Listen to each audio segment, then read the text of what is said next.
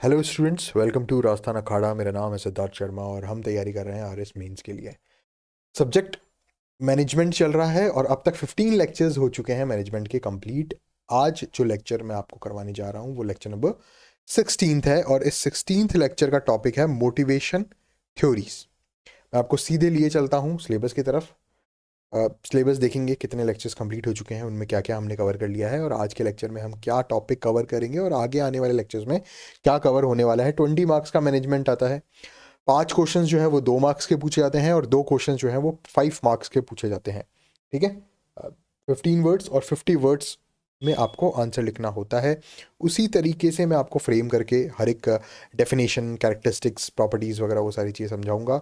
इसमें मैं सबसे पहले आपको समझाऊंगा मोटिवेशन क्या होता है, एग्जाम्पल्स के थ्रू टाइप्स ऑफ मोटिवेशन समझाऊंगा। उसके बाद में थ्योरीज़ की बात करेंगे हम कि कंटेंट थ्योरीज़ क्या होती है, प्रोसेस थ्योरीज़ क्या होती है। वो सारी थ्योरी, चाहे वो ये सामने आपको दिख रहा हो, ये जो पिरामिड दिख रहा है जिसे मैस्लो, अब्राहम मैस्लो ने बताया था, हायरार्की बताई थी अलग अलग मोटिवेशन एज के रेस्पेक्ट में, वो सारी चीज़ें हम यहाँ पर डिस्कस करेंगे। सबसे पहले हम देखते हैं सिलेबस की तरफ। ये पार्ट बी है, पेपर नंबर 1 की यूनिट नंबर 3 का पार्ट बी जो है वो मैनेजमेंट का है, जो कि कितने मार्क्स का आएगा? 20 मार्क्स का आएगा। 10 मार्क्स जो है वो 10 मार्कर्स होंगे, सॉरी 2 मार्कर्स होंगे। 10 मार्क्स का दो दो नंबर के क्वेश्चन होंगे 5। ठीक है। और 10 मार्क्स 5 नंबर के 2 क्वेश्चन। ठीक है। फर्स्ट पॉइंट जो है, फर्स्ट यूनिट जो है वो कंप्लीट हो चुकी है, सेकंड कंप्लीट हो चुकी है, थर्ड अभी चल रही है। टीम बिल्डिंग, लास्ट लेक्चर में मैंने आपको एटीट्यूड, वैल्यूज और टीम बिल्डिंग कराया है। यहाँ तक हमारा पूरा सिलेबस अच्छे से इन डेप्थ कवर हो चुका है। एनसीईआरटी, एनआईओएस की बुक्स और अदर रिसोर्सेज जितने भी इंपॉर्टेंट है, प्रीवियस ईयर क्वेश्चंस जहाँ से उठाए गए हैं, उन सभी रिसोर्सेज से मैंने आपके लिए लेक्चर डिजाइन किया है। आज के लेक्चर में एक्सक्लूसिवली हम बात करेंगे, लेक्चर नंबर 16 में, मोटिवेशन थ्योरीज। नेक्स्ट लेक्चर जो आएगा, लेक्चर नंबर 17, उसमें मैं आपको समझाऊंगा कॉन्फ्लिक्ट मैनेजमेंट, टाइम मैनेजमेंट और स्ट्रेस मैनेजमेंट। तो आज का ये लेक्चर नंबर 16 देखने के बाद आप मोटिवेशन थ्योरीज यहाँ तक पूरा अपना मैनेजमेंट का चैप्टर कर लेंगे। ठीक है। उसके बाद training, development and appraisal lecture number 18 होगा। 19th लेक्चर में मैं पूरा आपको ये यूनिट नंबर 4 जो है, entrepreneurship, incubation, startups, unicorns, venture capital, angel investor, ये पूरी कंप्लीट कराऊंगा। और लेक्चर नंबर 20 में पूरा हम मैनेजमेंट ऑफ एसेंशियल सर्विसेज, जिसमें एजुकेशन मैनेजमेंट आ जाएगा, हेल्थ केयर वेलनेस मैनेजमेंट आ जाएगा, टूरिज्म एंड हॉस्पिटैलिटी मैनेजमेंट आ जाएगा। ये सारी चीज़ें हम यहाँ पर कंप्लीट करेंगे। तो 20 मार्क्स का मैनेजमेंट आपका 20 लेक्चर्स में मैंने यहाँ पर कवर कराने की कोशिश करेंगे। आज जो है वो 16th लेक्चर हम स्टार्ट करते हैं। सबसे पहले बात शुरू करते हैं कि मोटिवेशन क्या होती है। मोटिवेशन ह्यूमन बिहेवियर की एक फंडामेंटल एस्पेक्ट होती है। मैनेजमेंट में हम क्या पढ़ रहे हैं? मैनेजिंग द रिसोर्सेज, और उस रिसोर्सेज में सबसे इंपॉर्टेंट रिसोर्स आता है ह्यूमन रिसोर्स। आप कल एसडीएम बन जाएंगे, आपको खुद को मोटिवेटेड रहना पड़ेगा, आपको अपने जूनियर स्टाफ को मोटिवेटेड रखना पड़ेगा, क्योंकि ये लीडर की सबसे बड़ी क्वालिटी होती है, अपने आसपास के एनवायरनमेंट को, अपने आसपास के लोगों को मोटिवेटेड रखना। ठीक है। तो motivation is a fundamental aspect of, किस चीज का फंडामेंटल एस्पेक्ट है? ह्यूमन बिहेवियर का। It explains why people act the way they do, what drives them to pursue goals and how their needs and desires influence their actions। ठीक है। ये एक मोटी मोटी डेफिनेशन है। समझाने का तरीका मैं आपको बताऊं तो मोटिवेशन वो होता है कि आप ये हैं, मान लीजिए, ठीक है, ये एक व्यक्ति है और इसका यहां पर ये गोल है। वो सारी एक्टिविटीज या वो सारे बिहेवियर जो इस व्यक्ति को पुश करें या पुल करें अपने गोल की तरफ, गोल ओरिएंटेड बिहेवियर की तरफ उसको पुश या पुल किया जाए, एक ड्राइव हो जो उसको अपने गोल की तरफ लेकर जाए, उसको अपने लक्ष्य की तरफ लेकर जाए, वो मोटिवेशन कहलाती है। इंट्रिंसिक भी हो सकती है, अंदर से आंतरिक मोटिवेशन भी हो सकती है, और एक्सट्रिंसिक भी हो सकती है कि आपको पावर दिख रही हो या सैलरी दिख रही हो या और बाकी सारी चीजें। ठीक है। ये अपने गोल को परस्यू करने की जो ड्राइव है, ठीक है, वो क्या कहलाती है? मोटिवेशन कहलाती है। हर व्यक्ति की मोटिवेशन अलग अलग हो सकती है। किसी की मोटिवेशन हो सकती है मनी, ठीक है, किसी की मोटिवेशन हो सकती है पावर, किसी की मोटिवेशन हो सकती है लोगों की सेवा करने वाली भावना। ठीक है। इस पॉइंट के संदर्भ में बात समझ आ गई? ठीक है। जो मेन डेफिनेशन है वो मैं आपको नेक्स्ट स्लाइड में पढ़ाऊंगा। अभी मैं आपको सिर्फ एक मोटा मोटी समझाने की कोशिश कर रहा हूँ कि मोटिवेशन होती क्या है। एक ड्राइव है, एक पुश और पुल है जो आपको आपके लक्ष्य की तरफ लेके जा रही है। गोल ओरिएंटेड बिहेवियर जो है वो वहां पर शो हो रहा है। ठीक है, हम यहाँ पर मोटिवेशन पढ़ क्यों रहे हैं? क्योंकि मोटिवेशन एक ऐसा टॉपिक है जो बहुत सारे फील्ड में काम आता है। ठीक है, आप तैयारी कर रहे हैं तो भी मोटिवेशन काम आएगा। ठीक है, आपके लक्ष्य तक पहुंचने में मोटिवेशन काम आएगा। अभी आप सब तैयारी कर रहे हो। ठीक है, तो आप जब तैयारी कर रहे हो, तैयारी रत रहते हुए आपको बहुत ही ज़्यादा ज़रूरत रहती है मोटिवेट रहने की। जब आप उस तरफ से इस तरफ आ जाओगे, ठीक है, जब आपकी जॉब लग जाएगी, जब आप लीडर बन जाएंगे, आरएस हो जाएंगे, ठीक है, गवर्नमेंट जॉब हमारी तरह हो जाएगी आपकी, तब क्या होगा? तब आपको तो मोटिवेटेड रहना ही है। ठीक है, क्योंकि आपको पॉलिसी एग्जीक्यूट करवानी है। ठीक है, कोई भी टास्क है वो एग्जीक्यूट करवानी, तो आपको भी मोटिवेटेड रहना है। और आपके अंडर जो टीम है, चाहे वो तहसीलदार हैं, नायब तहसीलदार हैं, पटवारी है, गिरदावर हैं, उन सबको भी आपको क्या रखना है? मोटिवेटेड रखना है। इसलिए ये बहुत ज़्यादा इंपॉर्टेंट है। तो एजुकेशन फील्ड में इंपॉर्टेंट है, पर्सनल डेवलपमेंट के लिए इंपॉर्टेंट है मोटिवेशन। मैनेजमेंट, जब आप लोगों का मैनेजमेंट करेंगे, जब आप आरएस बन जाएंगे, एडमिनिस्ट्रेशन में होंगे, तब भी मोटिवेटेड बिहेवियर जो है वो बहुत ज़्यादा इंपॉर्टेंट रोल प्ले करता है। साइकोलॉजी, ठीक है, वो इंपॉर्टेंट रोल प्ले करता है। Over the years, several theories have been developed to explain motivation, such offering unique insight. बहुत टाइम से बहुत अलग अलग थ्योरीज बनी, जिसमें से हर्सबर्ग टू फैक्टर थ्योरी है, हाइजीन थ्योरी है, अब्राहम मैस्लो की थ्योरी है, नीड हायरार्किकल थ्योरी, जिन्होंने पिरामिड के थ्रू समझाया। वो सारी चीज़ें मैं आपको बताऊंगा। ये धीरे धीरे डेवलप होती रही, एक फेज से दूसरे फेज में ट्रांजिशन होता रहा। मोटिवेशन कैसे काम करता है, मोटिवेशन क्यों काम करता है, कौन कौन से फैक्टर्स में काम करते हैं, अलग अलग पॉइंट ऑफ व्यू से अलग अलग थ्योरीज बनाई गई, जो सारी थ्योरीज हम इस लेक्चर में पढ़ेंगे।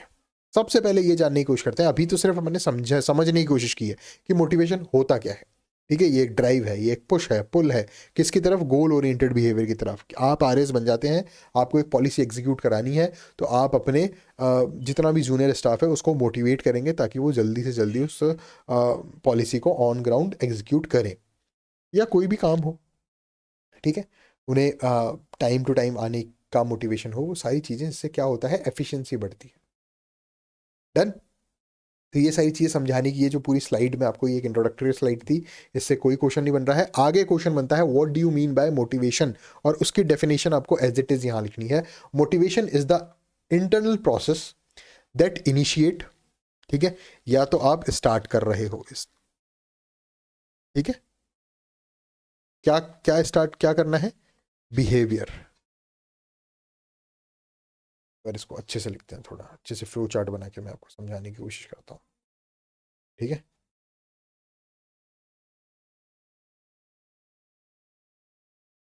बिहेवियर।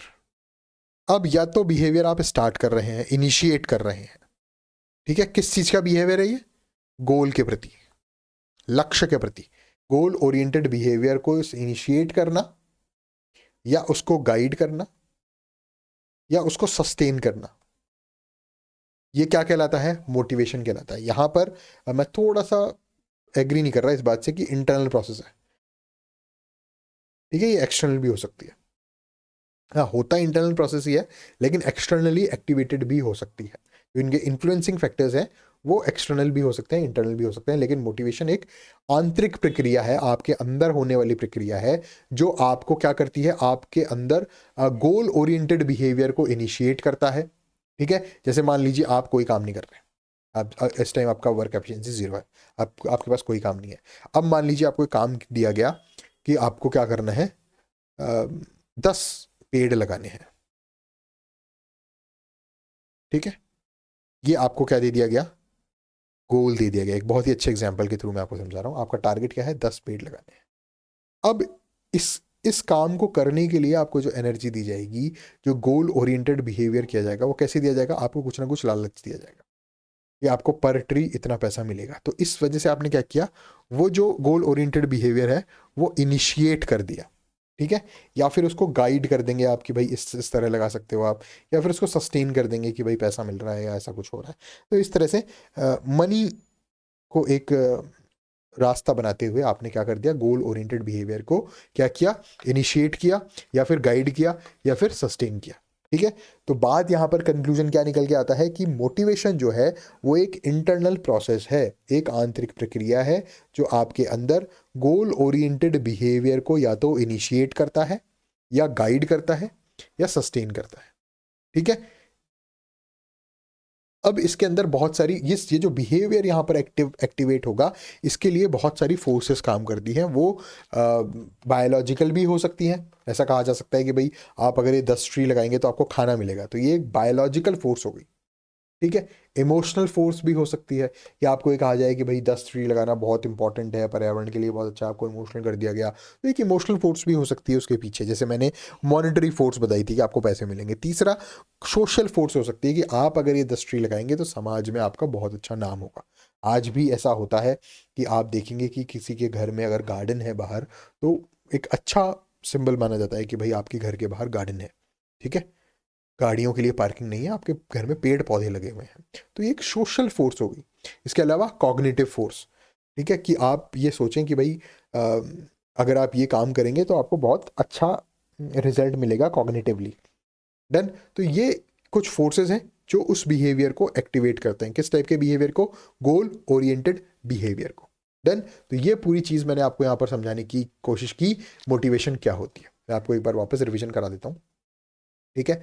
मोटिवेशन एक इंटरनल प्रोसेस है, एक आंतरिक प्रक्रिया है जो क्या करती है, गोल ओरिएंटेड बिहेवियर को या तो इनिशिएट करती है, या गाइड करती है, या फिर सस्टेन करती है। Initiate, guide and sustain goal oriented behaviour. मेरे साथ बोलेंगे एक बार। Motivation is the internal process, ये एक आंतरिक प्रक्रिया है जो इनिशिएट करती है, गाइड करती है, या सस्टेन करती है किसको? गोल ओरिएंटेड बिहेवियर को। किसको? गोल ओरिएंटेड बिहेवियर को। ये गोल ओरिएंटेड बिहेवियर जो है वो 4 फोर्सेस के थ्रू एक्टिवेट होता है। कौन कौन सी 4 फोर्सेस हैं? 4 या ज़्यादा से भी हो सकता है, बेसिकली 4 हैं। पहला बायोलॉजिकल, पहला क्या है? Biological. Second emotional, third social, and fourth cognitive forces. Done. तो इस तरह से मैंने आपको समझाने की कोशिश की कि मोटिवेशन क्या होती है। अब मोटिवेशन तो हमने पढ़ ली, लेकिन टॉपिक जो हमारा है सिलेबस में वो है मोटिवेशनल थ्योरीज, मोटिवेशन थ्योरीज, ठीक है। प्राइमरी जनरली हमने मोटिवेशन थ्योरीज जितनी भी है उनको 2 पार्ट्स में डिवाइड किया है। कौन कौन सी थ्योरी? सी और पी। सी मतलब कंटेंट थ्योरी एंड पी मतलब प्रोसेस थ्योरी, ठीक है। दोनों में क्या डिफरेंस है वो मैं समझाने की कोशिश करता हूँ। सबसे पहले एक बार इसको रब कर लें, ठीक है। कौन कौन कौन सी चीजें हैं?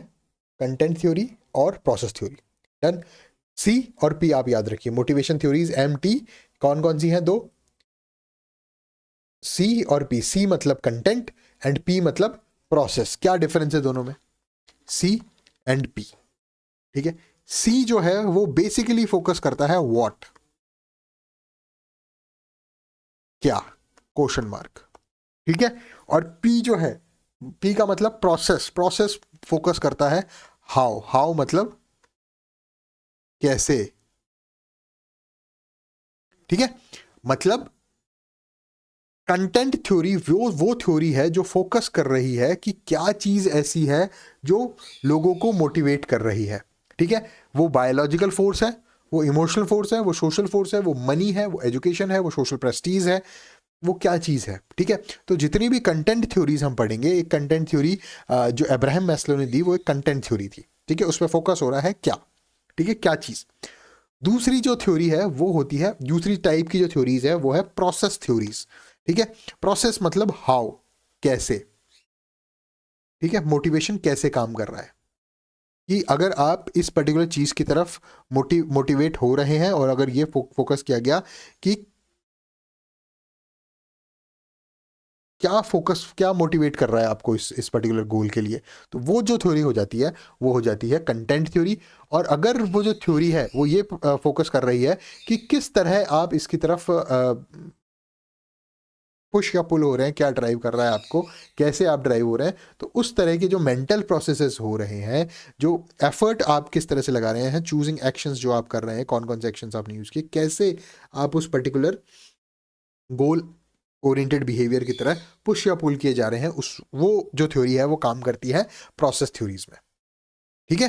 तो 2 तरह की थ्योरी हुई, हमने क्लासिफाई किया मोटिवेशन थ्योरीज को। पहली content theory, focus on what motivates people, लोगों को क्या चीज मोटिवेट करती है, स्पेसिफिक नीड्स और डिजायर्स दैट ड्राइव बिहेवियर, कोई नीड है, सोशल नीड है, कॉग्निटिव नीड है, बायोलॉजिकल नीड है, आपके पास खाना रखा हुआ है और आप उस खाने की तरफ जा रहे हैं, तो खाना क्या हुआ आपका गोल, जाना क्या हुआ आपका प्रोसेस, लेकिन आप उस खाने की तरफ जा रहे हैं, क्यों जा रहे हैं, क्योंकि आपको भूख लग रही है, ये एक बायोलॉजिकल नीड है, ठीक है। तो ये जो थ्योरी हो गई, ये अगर कोई थ्योरी इस चीज पर फोकस कर रही है कि आप क्यों उस गोल की तरफ जा रहे हैं, क्या है reason, what is the reason behind that particular motivation, तो वो जो थ्योरी होगी वो कहलाएगी कंटेंट थ्योरी, ठीक है।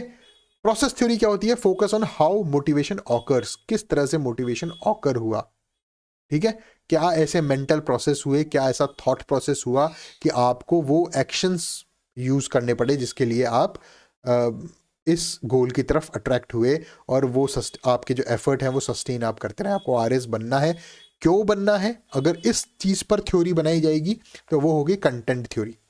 कैसे बनना है, कैसे मोटिवेशन ऑकर हुआ, किस तरह आपने मेंटल प्रोसेस, आपके दिमाग के अंदर ये बात कैसे आई कि आपको आरएसी बनना है, या किस तरह से वो मेंटल प्रोसेस आया, वो थॉट प्रोसेस आया जिन्होंने एक्शंस चूज किए, या आपके एफर्ट्स लगातार आप प्री फेल हो गए या मेंस फेल हो गए, इंटरव्यू फेल होने के बाद भी आपने फिर से तैयारी कंटिन्यू रखी, अपने एफर्ट सस्टेन रखे, इस चीज को अगर वो थ्योरी पर्टिकुलर फोकस कर रही है तो उसे हम कहेंगे प्रोसेस थ्योरी। इन दोनों ही थ्योरीज के बारे में आज के लेक्चर में हम विस्तार से चर्चा करेंगे। सबसे पहले हम बात करते हैं content theory of motivation. Content theory का मतलब है कि ये जितनी भी थ्योरीज हम पढ़ेंगे, इन थ्योरीज में हम डिस्कस करेंगे व्हाट, क्या चीज जो है वो आपको मोटिवेट कर रही है, ठीक है। सबसे पहले सबसे इंपॉर्टेंट 1943 में दी गई अब्राहम मैस्लो नाम के एक साइकोलॉजिस्ट ने थ्योरी दी, जिस थ्योरी का नाम था मैस्लोज हायरार्की ऑफ नीड्स। इसके बारे में विस्तार से चर्चा करते हैं, ठीक है। अब मैं यहाँ से आपको सारी थ्योरीज एक एक करके पढ़ाऊंगा, सारी चीज़ें उसमें क्या क्या चीज़ें होंगी, आपको 5 नंबर के क्वेश्चन यहाँ से सीधा सीधा पूछा जाएगा, और हर बार पूछा गया है। 2018 में अब्राहम मैस्लो के बारे में पूछा गया था, 2021 में हर्ट्जबर्ग 2 फैक्टर थ्योरी के बारे में पूछा गया था, ठीक है। तो ये 5 नंबर का क्वेश्चन यहाँ से बनता ही बनता है, बहुत इंपॉर्टेंट चीज़ आपके सामने आने वाली है, तो अपना पूरा फोकस लगा के एक बार इसको यहीं पढ़ लीजिए, यहीं समझ लीजिए, और यहीं मैं आपको रिवाइज करा दूंगा ताकि आप एग्जाम में एज इट इज लिख सकें और 5 में से मैक्सिमम नंबर आप वहां से ला सकें। तो सबसे पहले हम शुरू करेंगे मैस्लोज हायरार्की ऑफ नीड्स से, इसको मैं एक्सप्लेन करूंगा अच्छे से। सेकंड थ्योरी जो होगी, कंटेंट थ्योरीज ही चल रही है, कंटेंट थ्योरी का सेकंड पार्ट होगा हर्ट्जबर्ग्स टू फैक्टर थ्योरी, जिसमें हम मोटिवेशन फैक्टर के बारे में बात करेंगे, हाइजीन फैक्टर के बारे में मैं आपको समझाऊंगा, मैकक्लीलैंड्स थ्योरी ऑफ नीड्स, ठीक है। फिर हम बात करेंगे प्रोसेस थ्योरी ऑफ मोटिवेशन। तो पहले हमने किस थ्योरी के बारे में बात की, कंटेंट थ्योरी। कंटेंट थ्योरी में मैंने आपको कितनी थ्योरीज समझाऊंगा, मैं 3 समझाऊंगा। कौन कौन सी, मैस्लो हायरार्की ऑफ नीड्स जो अब्राहम मैस्लो ने 1943 में दी, सेकंड हम बात करेंगे हर्ट्जबर्ग 2 फैक्टर थ्योरी, और थर्ड हम बात करेंगे मैकक्लीलैंड थ्योरी ऑफ नीड्स के बारे में। उसके बाद second type of motivation theory के बारे में बात करेंगे जो कि होगी प्रोसेस थ्योरीज ऑफ मोटिवेशन, जिसके अंतर्गत सबसे पहले आएगी व्रूम्स एक्सपेक्टेंसी थ्योरी। वो अच्छे से डिस्कस करेंगे क्या होती है एक्सपेक्टेंसी, इंस्ट्रूमेंटलिटी, वैलेंसी, ये सारी चीज़ें। फिर Adams equity theory, goal setting theory, self determination theory, comparison and integration theory. ये सारी बात करने के बाद इसका मैं आपको आउटकम बता दूंगा और ये सारी चीज़ें हो जाएंगी, ठीक है। तो शुरू करते हैं। सबसे पहले सबसे इंपॉर्टेंट थ्योरी, जो सबसे ज़्यादा क्वेश्चन जिसका बनता है, सबसे इंपॉर्टेंट है, सबसे फेमस थ्योरी है, एक पिरामिड बना के अब्राहम मैस्लो ने समझाया। स्टार्ट करते हैं। Maslow's hierarchy of needs theory given by Abraham Maslow in 1943। Abraham Maslow ने यहां पर समझाया कि जो भी ह्यूमन नीड्स होती है वो एक हायरार्की में अरेंज्ड होती है, ठीक है।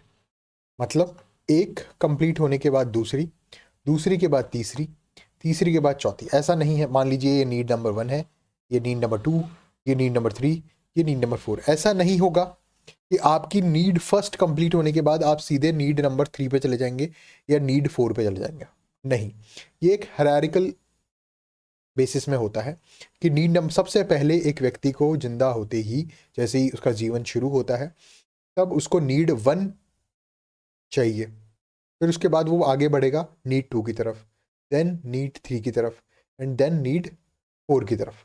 तो इस तरह से वो एक हायरार्की में एक के बाद एक करके अपनी नीड्स जो है वो पूरी करता है। Point number 1। पॉइंट नंबर 2 ये है कि ये जो नीड नंबर 4 होगी ये ज़्यादा एडवांस होगी नीड नंबर 3 से। नीड नंबर 3 जो है वो नीड नंबर 2 से ज़्यादा एडवांस होगी, और नीड नंबर फर्स्ट जो है वो बेसिक नीड होगी। मतलब एक व्यक्ति की जो जीवन शुरू होने से जैसे ही उसकी नीड शुरू होती है तो वो हायरार्किकल वे में होती है। ठीक है, हायरार्किकल वे में नीड स्टार्ट होती है, पहले 1, फिर 2, फिर 3, फिर 4। पहली चीज़ तो ये। दूसरा, बेसिक नीड से एडवांस्ड नीड की तरफ वो लोग बढ़ते हैं, नीड। ठीक है, तो इसने ये बताया कि जैसे ही व्यक्ति जन्म लेता है वैसे ही सबसे पहली नीड जो उसकी बेसिक नीड होती है वो होती है अपनी बॉडी के बारे में सोचना, अपनी फिजियोलॉजी के बारे में सोचना, मतलब खाना और पीना। देन सबसे पहले व्यक्ति यही देखता है कि उसको दूध मिल रहा है टाइम टू टाइम या नहीं मिल रहा है। जैसे ही नहीं मिल रहा वो रोना शुरू करेगा, इसके अलावा उसकी कोई नीड नहीं होगी। जैसे ही ये नीड उसकी फुलफिल हो जाती है वो यहाँ से सेटिस्फाई हो जाता है, थोड़ा आगे बढ़ता है। तो सेकंड नीड जो फर्स्ट नीड से एडवांस्ड नीड होगी वो कौन सी होगी? Safety and security. वो अपने घर वालों से, अपने माता पिता से ये चाहेगा कि उसके माता पिता उसको सेफ रखे और सिक्योर रखे। ठीक है, सेकंड नीड से ज्यादा एडवांस्ड नीड होगी love and belonging. Love and belonging. ठीक है, इसके अंतर्गत क्या होगा कि जैसे ही व्यक्ति की जब ये चीज़ पूरी हो जाएगी कि भाई उसका खाना पीना पूरा हो पा रहा है, ठीक है, उसकी सेफ्टी सिक्योरिटी बिल्कुल सही है, तो वो किन नीड्स की तरफ मोटिवेट होगा? लव और बिलोंगिंग की तरफ। वो दोस्ती करने की कोशिश करेगा, वो प्रेम प्यार ढूंढने की कोशिश करेगा, चाहे वो माता पिता में हो, चाहे वो दोस्तों में हो, या फिर वो कहीं और किताबों में हो। ठीक है, इसके बाद और एडवांस्ड नीड क्या हो जाएगी? Self esteem. वो अपनी सेल्फ एस्टीम के लिए काम करेगा। अगर वो आरएस बनना चाहता है तो वो इसीलिए बनने की कोशिश करेगा, उसकी मोटिवेशन उसका यही होगा कि मुझे सेल्फ एस्टीम मिले। ठीक है, आत्मसम्मान और प्रतिष्ठा की प्राप्ति हो। उसके बाद सबसे एडवांस्ड जो नीड होती है 5th लेवल पे वो होती है सेल्फ एक्चुअलाइजेशन। ठीक है, जिसके अंतर्गत आदमी खुद की पोटेंशियल को, खुद की क्रिएटिविटी को, पर्सनल ग्रोथ को अच्छे से समझता है और उसकी तरफ प्रयासरत रहता है। तो जब भी ये क्वेश्चन आएगा मैस्लो हायरार्की ऑफ नीड्स के बारे में पूछा जाएगा, आपको ये बताना है कि ये अब्राहम मैस्लो ने दी थी, आपको ये बताना है कि ये 1943 में दी गई थी, आपको ये बताना है कि ये हायरार्किकल पैटर्न में है ये नीड्स, ये एक नीड के बाद दूसरी है, दूसरी के बाद तीसरी है, और बेसिक से एडवांस की तरफ ये प्रोसीड होती है। इस तरह से पिरामिड बनाया जाता है, और उस पिरामिड के बनने के बाद उस पिरामिड के बेस पे ये जन्म से लेकर जन्म अंत तक का सफ़र होता है। सबसे पहली जो नीड आती है, जो बेसिक नीड आती है, वो होती है फिजियोलॉजी एंड बॉडी। सेकंड जो नीड जो आती है वो होती है safety and security. Safety and security के बाद लव एंड बिलोंगिंग, जिसमें फ्रेंडशिप वगैरह सब चीज़ें आ जाती है, मैरिज वगैरह आ जाता है। उसके बाद लव एंड बिलोंगिंग के ऊपर और एडवांस्ड अपन नीड की तरफ चलते हैं तो आती है सेल्फ एस्टीम, एंड देन सबसे ऊपर टॉप पर सबसे एडवांस्ड जो नीड होती है वो होती है सेल्फ एक्चुअलाइजेशन। ठीक है, तो यहाँ आपको क्या लिखना है? Developed by Abraham Maslow in 1943, this theory proposes that human needs are arranged in a hierarchy. जो आदमी की आवश्यकताएं हैं, जो आदमी की नीड्स हैं, वो एक हायरार्की में अवस्थित होती है। ठीक है, और उसी को वो प्राप्त करने की कोशिश करता है कि जैसे ही उसका जन्म हुआ तो वो क्या प्राप्त करने की कोशिश करेगा? फिजियोलॉजी, बॉडी, खाना पीना वगैरह ये सब। सेकंड, फिर उसके बाद जब उसकी खाने पीने की सेफ्टी सिक्योरिटी हो जाएगी तब वो किसकी तरफ जाएगा? सेफ्टी एंड सिक्योरिटी की तरफ, खुद की बॉडी की सेफ्टी। ठीक है, थर्ड वो लव एंड बिलोंगिंग की तरफ बढ़ेगा। वो जो उसकी जब पूर्ति हो जाएगी, जब उसकी शादी हो जाएगी, दोस्त वोस्त बन जाएंगे, तब वो प्रतिष्ठा की तरफ बढ़ेगा। ठीक है, सेल्फ एस्टीम की तरफ, and then self actualisation. This theory proposes that human needs are arranged in an hierarchy. Human needs जो है वो एक hierarchy में अरेंज है, और बेसिक से एडवांस की तरफ अरेंज है। ठीक है, कि सबसे पहले बेसिक नीड्स आएंगी, फिर और एडवांस हो जाएगी, फिर और एडवांस, और एडवांस, और एडवांस। इस तरह से वो काम करती है। ठीक है, डन। तो सबसे पहली नीड क्या होगी? Physiological needs. फिजियोलॉजिकल नीड्स के अंतर्गत क्या आएगा? एक बच्चा जब जन्म लेता है तो उसकी बेसिक सर्वाइवल नीड्स होगी फूड, वाटर और शेल्टर। उसको खाना समय के समय मिलता रहे, उसको पानी मिलता रहे, जल मिलता रहे, और उसको छाया मिलती रहे, शेल्टर मिलता रहे। ठीक है, जब ये नीड्स उसकी फुलफिल हो जाती है, ये बेसिक नीड्स है। बेसिक से हम हायरार्किकल पैटर्न में ऊपर की तरफ बढ़ रहे हैं, एडवांस नीड्स की तरफ बढ़ रहे हैं। सेकंड जो एडवांस नीड आएगी वो होगी सेफ्टी नीड्स। सेफ्टी के अंतर्गत क्या क्या आएगा? पर्सन की स्टेबिलिटी, हार्म से प्रोटेक्शन और सिक्योरिटी। ठीक है, पहला फिजियोलॉजिकल नीड्स, दूसरा सेफ्टी नीड्स, थर्ड जो आएगा वो आएगा सोशल नीड्स।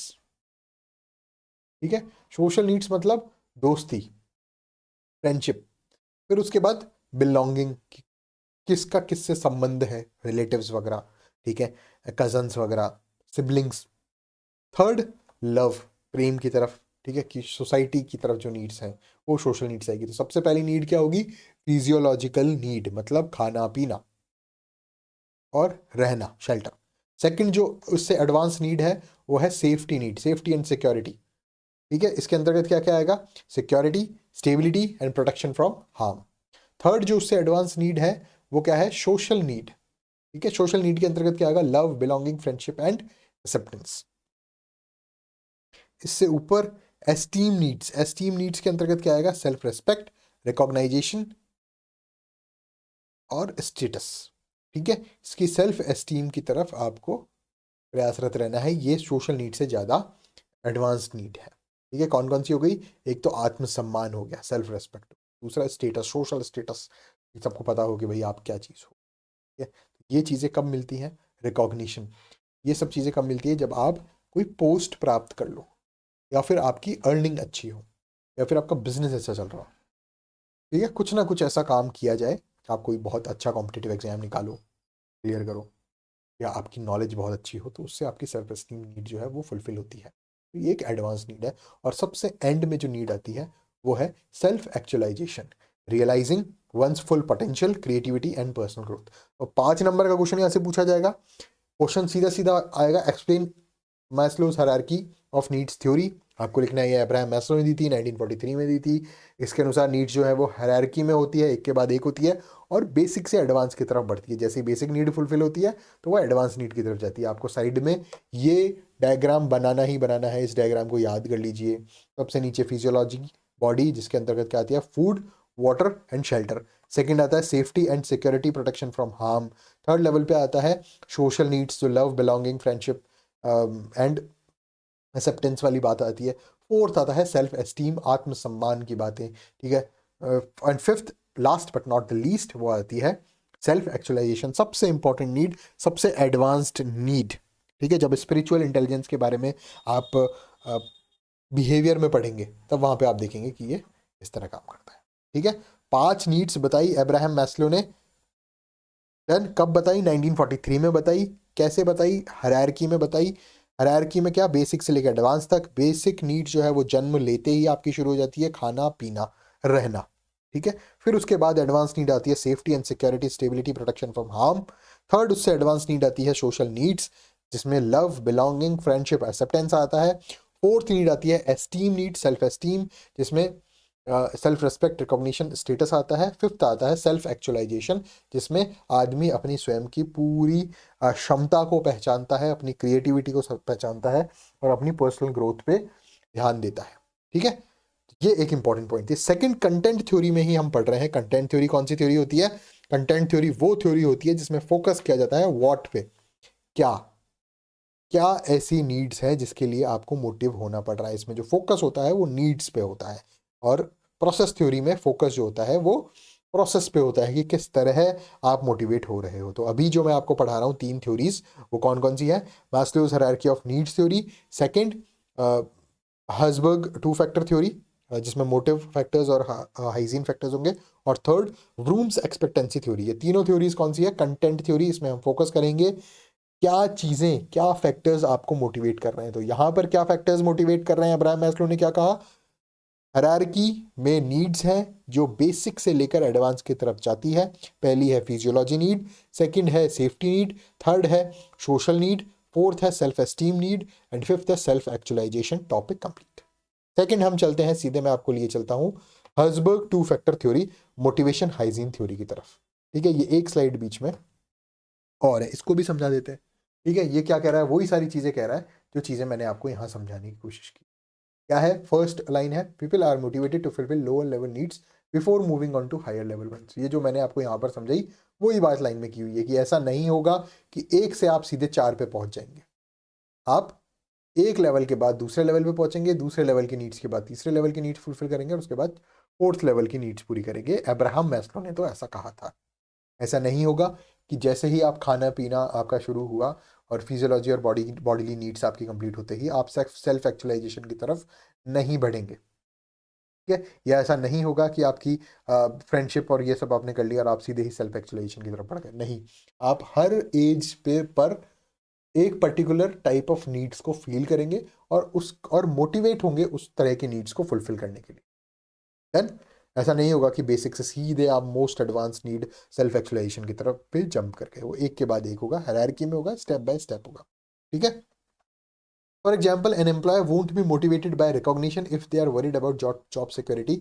और अगर एक एम्प्लॉय है, ठीक है, वो उसने आज कंपनी ज्वाइन की, ठीक है, तो सबसे पहले वो जिस चीज से मोटिवेट होगा वो होगी सैलरी।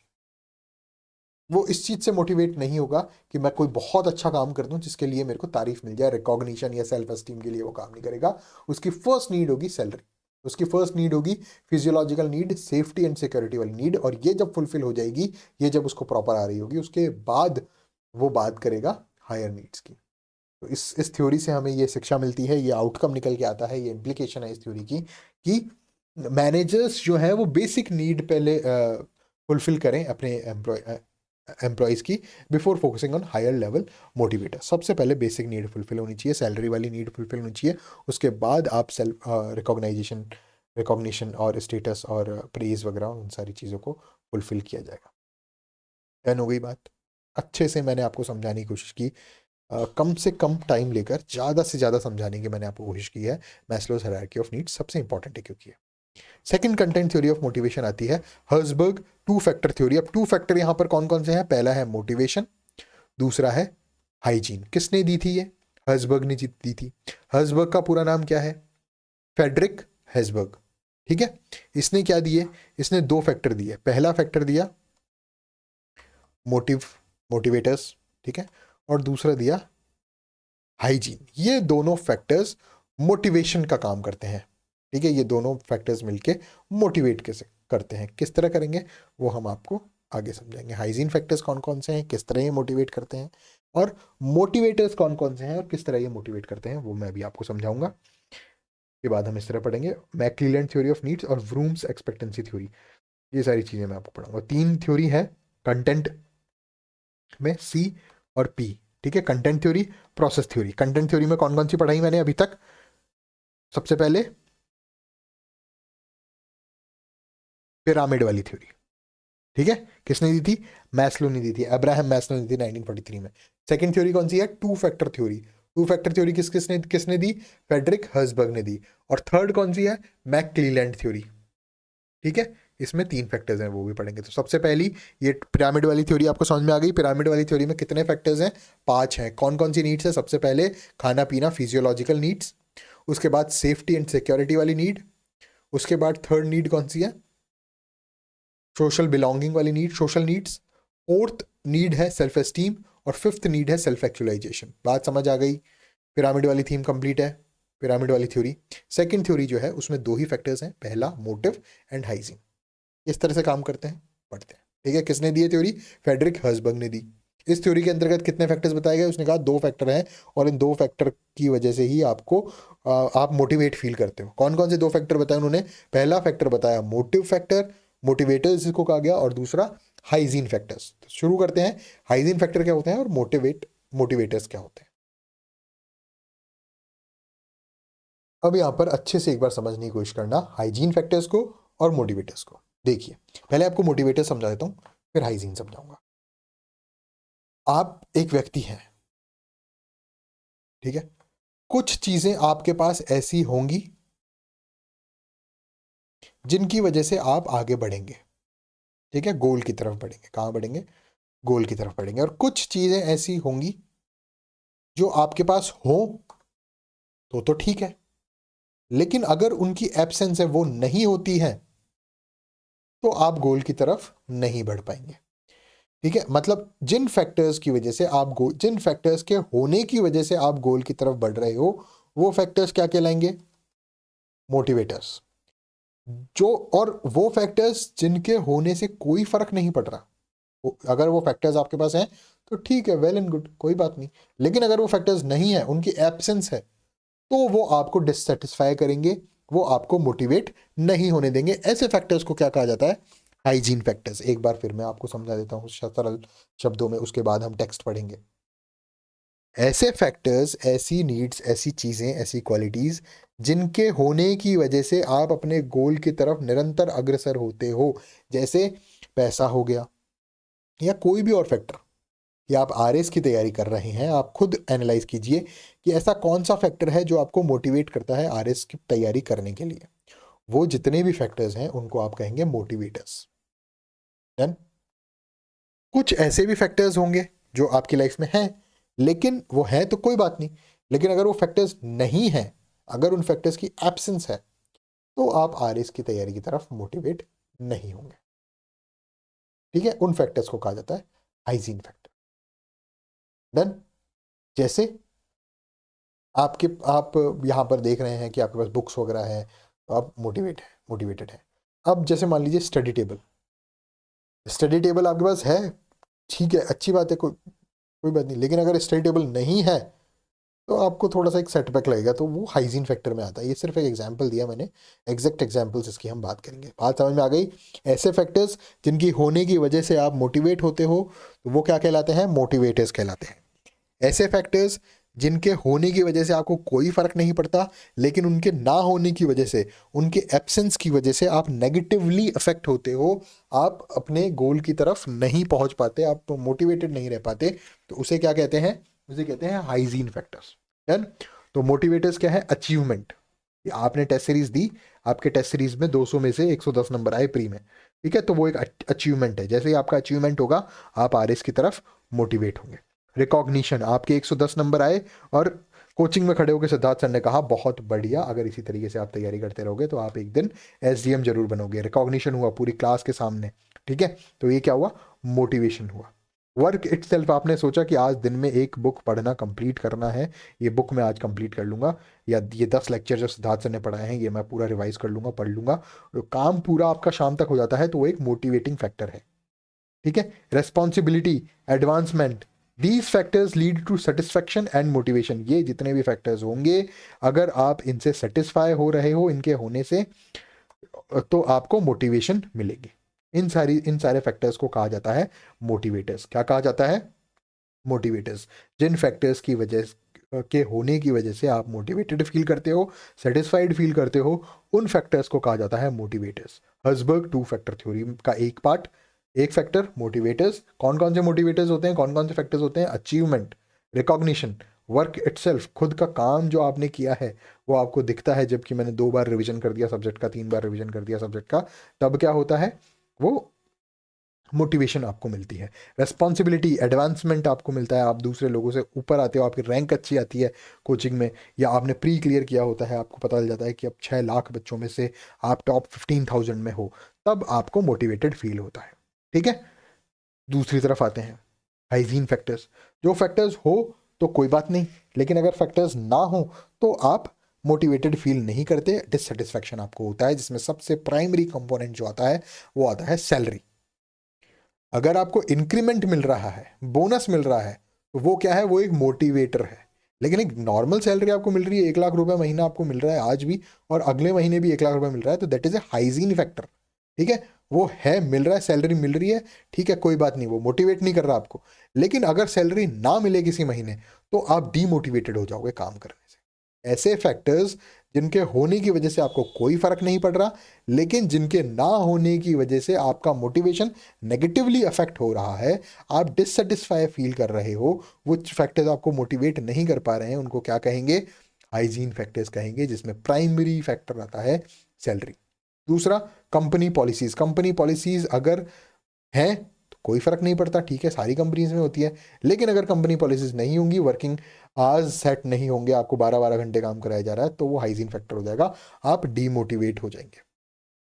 वर्किंग कंडीशंस अगर बहुत अच्छी है तो आपको कोई फर्क नहीं पड़ेगा, जॉब सिक्योरिटी अच्छी है, आपको कोई फर्क नहीं पड़ेगा, लेकिन जिस दिन जॉब सिक्योरिटी नहीं हुई या वर्किंग कंडीशंस खराब हो गई, अगर इन फैक्टर्स की एब्सेंस होती है, तो आपकी मोटिवेशन जो है वो नेगेटिवली अफेक्ट होगी, आप मोटिवेटेड नहीं रह पाएंगे। इन सभी फैक्टर्स को क्या कहा जाता है?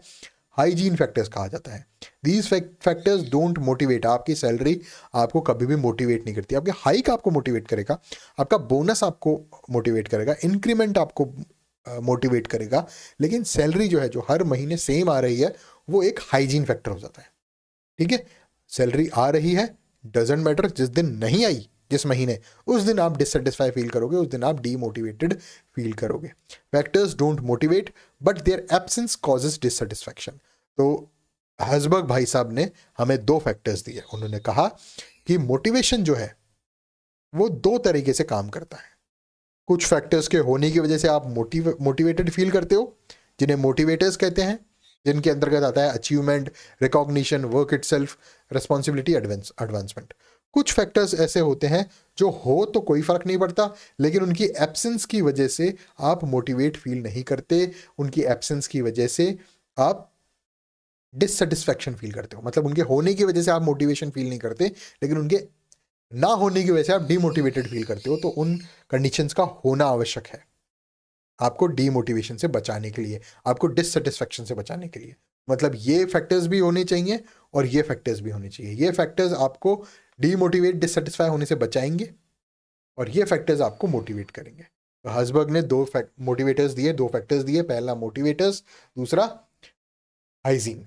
बात समझ आ गई? आगे चलें नेक्स्ट स्लाइड पे। आपको करना क्या है? आपको इनको ज़्यादा करना है और इनको सम रखना है। ये हाइजीन फैक्टर्स भी हो और मोटिवेटर्स भी हो। Eliminating dissatisfier hygiene is not the same as creating motivation. Motivators must be present to inspire employees. मतलब मोटिवेटर्स भी होने चाहिए और हाइजीन भी होनी चाहिए। ठीक है? ऐसा नहीं है कि हाइजीन फैक्टर भी आपने हटा दिया, हाइजीन फैक्टर हटा दिए तो आप डिससेटिस्फाई फील करने लग जाओगे। सैलरी आपने हटा दी, डिससेटिस्फाई। तो हाइजीन फैक्टर्स भी होने चाहिए, मोटिवेटर्स भी होने चाहिए। ऐसा नहीं होना चाहिए कि मोटिवेटर्स ज़्यादा हो गए और हाइजीन फैक्टर कम हो गए तो भी आप डिससेटिस्फाई फील करोगे। दोनों का होना ही आपको मोटिवेटेड फील कराएगा।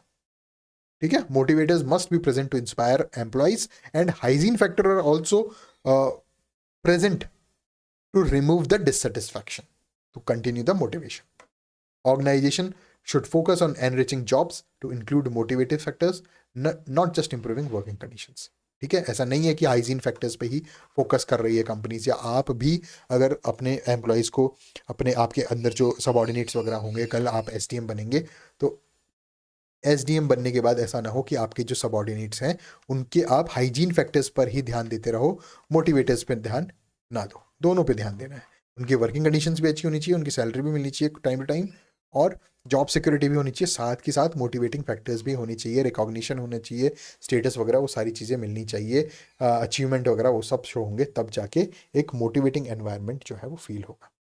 तो हसबर्ग भाई साहब ने, फेडरिक हसबर्ग ने ये बताया कि मोटिवेटेड होने के लिए आपको 2 फैक्टर्स चाहिए। पहला कौन सा? हाइजीन फैक्टर, और दूसरा मोटिवेटिव फैक्टर्स।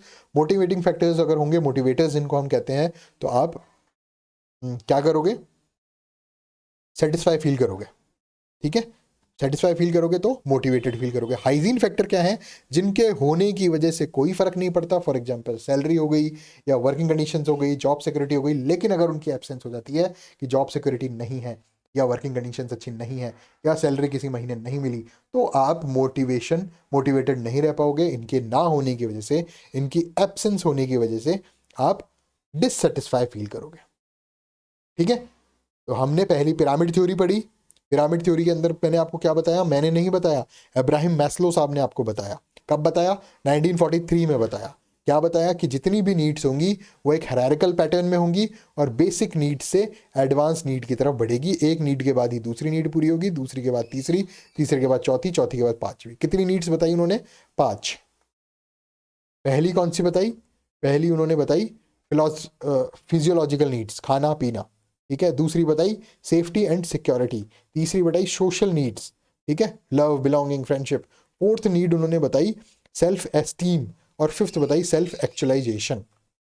ऐसा नहीं होगा कि एक के बाद आप सीधे फिफ्थ नीड की तरफ मोटिवेट हो गए, एक के बाद एक होंगे। ये एक कंटेंट थ्योरी थी। कंटेंट थ्योरी में मैंने आपको आगे बढ़ाया हसबर्ग 2 फैक्टर थ्योरी, जिसमें हसबर्ग ने 2 फैक्टर्स दिए, मोटिवेशन एंड हाइजीन, और ये मैंने आपको यहाँ पर समझाया। थर्ड इंपॉर्टेंट मोटिवेशनल थ्योरी की तरफ हम बढ़ते हैं, that is McClelland's theory of needs. ये भी एक कंटेंट थ्योरी है, और सीधा सीधा क्वेश्चन, कोई इसमें कोई घुमा फिरा के क्वेश्चन नहीं पूछा जाएगा, सीधा सीधा क्वेश्चन पूछा जाएगा। क्या चीज़? कि explain McClelland's theory of needs. ये जो थ्योरी है ये नहीं पूछी गई है। इससे पहले हसबर्ग थ्योरी पूछी गई, उससे पहले अब्राहम मैस्लो पे थ्योरी पूछी गई, ये अभी तक नहीं पूछी गई है, इसलिए इंपॉर्टेंट हो जाती है। डेविड मैकक्लीलैंड ने ये थ्योरी प्रपोज की और उन्होंने बताया कि 3 ऐसे फैक्टर्स होते हैं, 3 ऐसी मेन नीड होती है जिनकी वजह से आदमी मोटिवेटेड फील करता है। शुरू करते हैं मैकक्लीलैंड्स थ्योरी ऑफ नीड्स।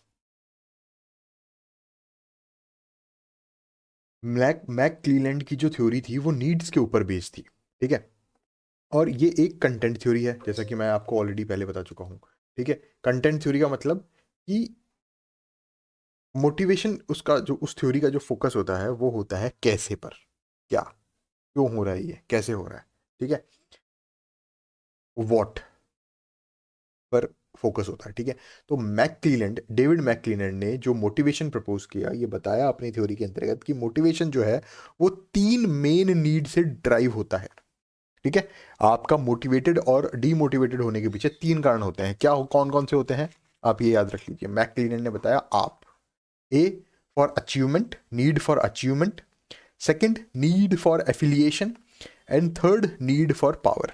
ये 3 बेसिकली नीड होती हैं और इन 3 नीड्स की वजह से आप, कोई भी व्यक्ति जो है वो किसी अपने गोल की तरफ मोटिवेटेड रहता है या डिमोटिवेटेड रहता है। या तो उसकी नीड होगी किस चीज़ की, अचीवमेंट की, जिसको हम कहेंगे नाच, NACH, need for achievement, need for achievement, ठीक है। दूसरी होगी एफिलिएशन, जिसको कहेंगे नैफ, नीड फॉर एफिलिएशन, ठीक है। और तीसरी होगी NPOW, नीड ऑफ पावर, ठीक है। तो कोई भी व्यक्ति मैकक्लीलैंड के अनुसार, डेविड मैकक्लीलैंड के अनुसार, इस थ्योरी जो मैकक्लीलैंड ने दी उसके अनुसार ये है कि कोई भी व्यक्ति अपने गोल की तरफ जब आकर्षित होता है, जब मोटिवेटेड रहता है, उसकी तरफ प्रयत्न करता है काम करने के, तो वो बेसिकली इन 3 जरूरतों को ध्यान में रख के करता है। इन तीनों में से कोई भी एक जरूरत डोमिनेटेड रहती है। आप खुद के परिप्रेक्ष्य में इसको समझने की कोशिश कीजिए, खुद के कॉन्टेक्स्ट में लेके समझने की कोशिश कीजिए कि आप क्या कर रहे हैं।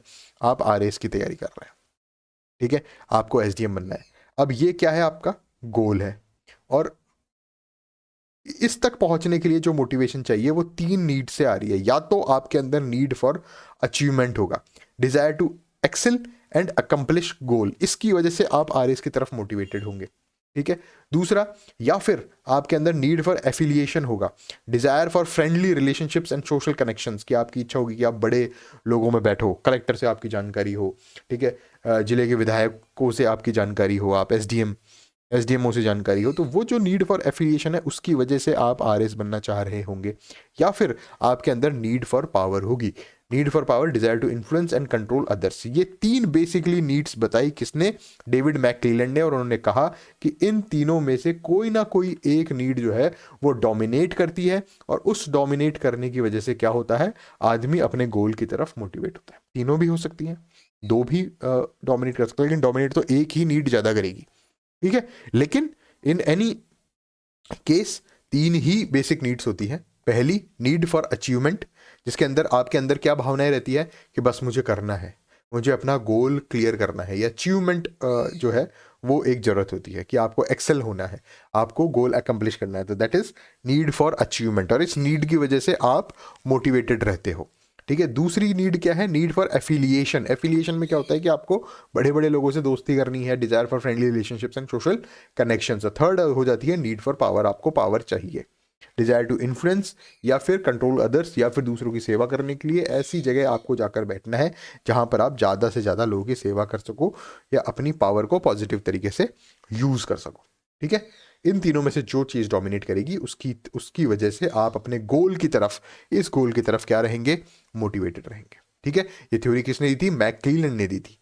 क्या थ्योरी का नाम क्या था, थ्योरी ऑफ नीड्स, डेविड मैकक्लीलैंड ने। और 3 नीड कौन कौन सी थी, आप, A for achievement, A for affiliation and P for power. Done हो गई बात, आगे चले।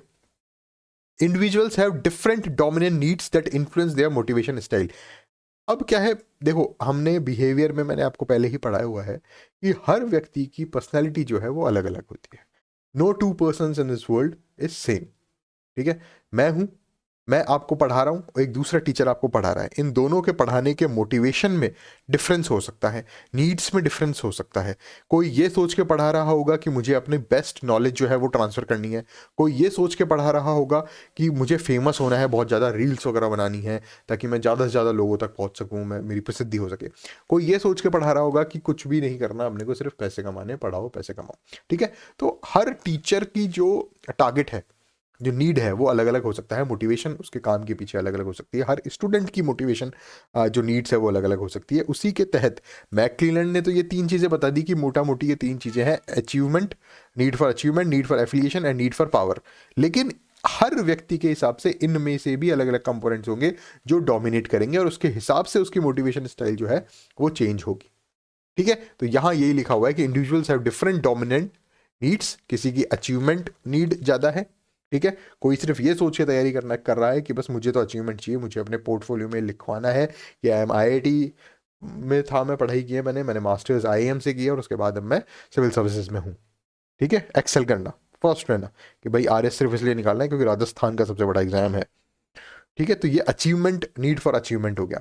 दूसरा हो गया नीड फॉर एफिलिएशन, किसी स्टूडेंट का टारगेट ये हो सकता है कि बस मुझे तो अपने ज़िले के विधायकों से दोस्ती करनी है, अपने ज़िले के बड़े बड़े लोगों से दोस्ती करनी है, और उसका जो एकमात्र सॉल्यूशन है, एकमात्र जो रास्ता है वो यही है कि मैं SDM बन जाऊँ ताकि कलेक्टर, डिप्टी कलेक्टर, ADM वगैरह सबसे मेरी जानकारी हो जाए। ठीक है, और तीसरा हो सकता है पावर, नीड फॉर पावर। तो ये इन तीनों में से जो डोमिनेट करेगा, उस डोमिनेंट नीड्स की वजह से आपकी मोटिवेशन स्टाइल जो है वो चेंज होगी। ठीक है, अब यहाँ पर ये यूज़ क्यों आती है? ये यूज़ इसलिए आती है कि आप जब SDM बनेंगे और आपके नीचे तहसीलदार, नायब तहसीलदार या गिरदावर वगैरह काम कर रहे हैं, तो आपको ये देखना है कि ये जो पर्टिकुलर पर्सन है इसकी नीड क्या है, नीड फॉर अचीवमेंट है ये, या ये एफिलिएशन इसकी नीड है, या पावर इसकी नीड है। उन चीज़ों को ध्यान में रखते हुए आपको उस तरीके से उस व्यक्ति को मोटिवेट करना है। मैनेजर्स कैन मोटिवेट एम्प्लॉयज, यहाँ मैनेजर्स से मतलब सिर्फ प्राइवेट कंपनी के मैनेजर्स से नहीं है या फिर पॉलिटिकल पार्टी के लीडर्स से नहीं है। मैनेजर का मतलब हो गया कि जो कंट्रोलिंग ऑफिसर है, जो SDM है, जो ADM है, DM है, जो लीडर है, तो वो चाहे कहीं भी किसी भी कॉन्टेक्स्ट में हो, can motivate employees by aligning task with their dominant needs. जो भी आप उसको काम दे रहे हो, आप देखो कि वो व्यक्ति वो काम करने के लिए क्यों काम करेगा, उस काम को अच्छे से अच्छा अगर वो व्यक्ति कब कर पाएगा। अगर उसको नीड फॉर अचीवमेंट है तो आपको उस तरीके से उसको मोटिवेट करना है, नीड फॉर एफिलिएशन है तो आपको उस तरीके से मोटिवेट करना है, और नीड फॉर पावर है तो उस तरीके से मोटिवेट करना है। आप RPS बन जाते हैं कल, मान लीजिए तैयारी आपकी अच्छी होती है ना, आप कल RPS बन जाते हैं, आपका रिजल्ट आता है, और उसके बाद कल का मतलब है आने वाले समय में। ठीक है, इतना जल्दी नहीं होता, ओवरनाइट सक्सेस नहीं मिलती, खतरनाक होती है सक्सेस। ठीक है, टाइम लगता है। आप आने वाले समय में RPS बन जाते हैं और आपके पास कोई क्रिमिनल केस आता है और आप अपने जूनियर्स को, सब इंस्पेक्टर्स को, SHO को, सर्किल इंस्पेक्टर्स को वो केस देते हैं। ठीक है, आप उस केस को देते टाइम ये समझेंगे कि जिस सर्किल इंस्पेक्टर को आपने वो केस दिया है, या जिस सब इंस्पेक्टर या जिस SHO को आपने वो जिम्मेदारी सौंपी है, वो SHO किस चीज़ से ज़्यादा मोटिवेटेड होता है? अचीवमेंट से, कि बस उसको केस सॉल्व करना है, बस उसको नंबर ऑफ केसेस जो सॉल्व किए हैं वो बढ़ाने हैं, तो आपको उस तरीके से मोटिवेट करना है। ठीक है, एफिलिएशन अगर उस SHO को पसंद है तो आप उसको उस तरह से मोटिवेट करोगे कि यार केस सॉल्व कर, तेरा नाम हो जाएगा, पुलिस डिपार्टमेंट में तेरा नाम हो जाएगा, न्यूज़पेपर्स में तेरा नाम होगा, इंटरव्यूज वगैरह आएंगे, और ये सारी चीज़ें। ठीक है, और थर्ड पावर, उसको बताओ कि अगर तूने ये केस सॉल्व कर दिया तो मैं तेरा नाम आगे प्रमोशन के लिए दूंगा। ठीक है, तो आपको क्या करना है, आपको सीधे सीधे एज ए लीडर, यहाँ पर ये सारी थ्योरेटिकल थ्योरीज जो हम पढ़ रहे हैं वो इसीलिए पढ़ रहे हैं ताकि आने वाले समय में जब आप लीडर बनते हो, ना सिर्फ RPS RAS बनते हो, अगर आप civil services, Indian civil services भी ज्वाइन करते हैं या कहीं भी आप रहते हैं, तो वहाँ पर आपको ये मोटिवेशन स्टाइल जो है वो काम आए, ताकि आप अपने जूनियर स्टाफ से बहुत अच्छे से उसको मैनेज कर सकें, बहुत शानदार तरीके से एफिशिएंसी वहाँ से निकाल सकें। ठीक है, तो यहाँ पर ये इम्प्लीकेशन हर जगह में, यही इसलिए मैंने ये लिया है ये पैराग्राफ, ताकि आप जो पर्टिकुलर थ्योरी में पढ़ा रहा हूँ उसका एक प्रैक्टिकल अप्रोच भी आप समझ सके कि कैसे आपको अपने जूनियर्स को मैनेज करना है, उनकी नीड्स को देखते हुए मोटिवेशन स्टाइल्स को बदलना है, ताकि मैक्सिमम रिजल्ट जो है वो वहाँ से मिल सके और एफिशिएंसी जो है वो डिपार्टमेंट की बढ़ सके। ठीक है, तो इस तरह से मैंने आपको यहाँ पर कंटेंट थ्योरीज 3 समझाई। कौन कौन सी 3 थ्योरीज हमने पढ़ी यहाँ पर कंटेंट थ्योरी? पहली, मैस्लोज हायरार्की ऑफ नीड्स, जिसमें पिरामिड बनता है, अब्राहम मैस्लो ने दी थी, कब दी थी? 1943 में दी थी। 5 नीड्स मैंने आपको बताई। सबसे पहली होती है physiological needs, second safety needs, third social needs, then self esteem needs, और फिर सेल्फ एक्चुअलाइजेशन। उसके बाद Herzberg two factor theory, motivation और हाइजीन फैक्टर्स के बारे में मैंने आपको बताया। थर्ड जो थ्योरी ऑफ नीड्स मैंने आपको बताई वो मैकक्लेलैंड्स थ्योरी ऑफ नीड्स थी, जिसमें से 3 तरह की नीड होती है: need for achievement, need for affiliation and need for power. ठीक है, इसी के साथ कंटेंट थ्योरीज जो है वो यहाँ पर खत्म होती है और अब हम नेक्स्ट टॉपिक में शुरू करेंगे। एक तरीके से आप ये मान लीजिए कि आपका आधा लेक्चर जो है मोटिवेशन थ्योरीज का वो कंप्लीट हो चुका है। नेक्स्ट पार्ट में हम देख रहे हैं प्रोसेस थ्योरीज ऑफ मोटिवेशन। जैसा कि मैंने आपको स्टार्टिंग ऑफ द लेक्चर में बताया था कि प्रोसेस थ्योरी वो होती है जो इस बात पे फोकस करती है कि मोटिवेशन कैसे अकर हो रहा है। ठीक है, अभी तक जो मैंने आपको कंटेंट थ्योरी पढ़ाई वो फोकस कर रही थी व्हाट मोटिवेट्स पीपल। ठीक है, तो यहां पर जो है वो नीड्स पे फोकस था कि क्या चीज ऐसी है जो मोटिवेट कर रही है लोगों को। तो अब्राहम मैस्लो ने भी नीड्स पे फोकस किया और वो नीड्स हायरार्की में दिखाई, ठीक है, पिरामिड बना के। फिर हर्सबर्ग ने भी 2 फैक्टर्स बताए कि या तो मोटिवेटर्स हैं या हाइजीन फैक्टर्स हैं। फिर उसके बाद मैकक्लेलैंड ने भी 3 नीड्स बताई, या तो अचीवमेंट की वजह से लोग मोटिवेट हो रहे हैं, या फिर एफिलिएशन की वजह से, या फिर पावर की नीड की वजह से। तो ये सारी थी कंटेंट थ्योरीज। अब जो मैं आपको पढ़ाऊंगा आगे आने वाली व्रूम्स थ्योरी है और बाकी सारी थ्योरीज हैं, ठीक है, उसमें क्या होगा, प्रोसेस के बारे में बात करेंगे अपन कि कैसे मोटिवेशन ऑकर हो रहा है। तो उन सारी चीज़ों में सबसे पहली जो थ्योरी आएगी वो आएगी व्रूम्स एक्सपेक्टेंसी थ्योरी। ठीक है, तो स्टार्ट करते हैं व्रूम्स एक्सपेक्टेंसी थ्योरी, जो कि एक प्रोसेस थ्योरी है मोटिवेशन की, जिसमें हम फोकस करेंगे कि मोटिवेशन जो है वो कैसे हो रहा है। डन। व्रूम्स एक्सपेक्टेंसी थ्योरी जो है वो सीधे सीधे फोकस करती है कॉग्निटिव प्रोसेसेस पर। ठीक है, और यही चीज मैंने आपको बताई थी कि जो प्रोसेस थ्योरी है वो कंटेंट थ्योरी फोकस कर रही थी व्हाट पर, क्या हो रहा है, और प्रोसेस थ्योरी जो है वो फोकस कर रही है हाउ पर, कि वो कैसे हो रहा है। तो विक्टर व्रूम ने ये बताया कि जो भी मोटिवेशन हो रही है वो कैसे हो रही है। ठीक है, इस पर फोकस किया गया और इसके तहत उन्होंने 3 फैक्टर्स दिए और ये बताया कि इन 3 फैक्टर्स की वजह से मोटिवेशन जो है वो ज़्यादा या कम होती है। फैक्टर्स कौन कौन से हैं? EIV। ठीक है, EIV से विक्टर व्रूम साहब ने समझाने की कोशिश की कि इस तरह से जो है कोई भी मोटिवेशन, अगर कोई भी व्यक्ति मोटिवेटेड है तो वो इन 3 फैक्टर्स की वजह से मोटिवेटेड है। पहला है ई का मतलब एक्सपेक्टेंसी। अगर उस व्यक्ति को ये एक्सपेक्टेड है, ये बिलीफ है, ये पता है कि उसका जो भी ई से एफर्ट है वो परफॉर्मेंस को लीड करेगा, परफॉर्मेंस होगी उसके एफर्ट की वजह से। ठीक है, तो वो व्यक्ति क्या होगा, मोटिवेट हो जाएगा।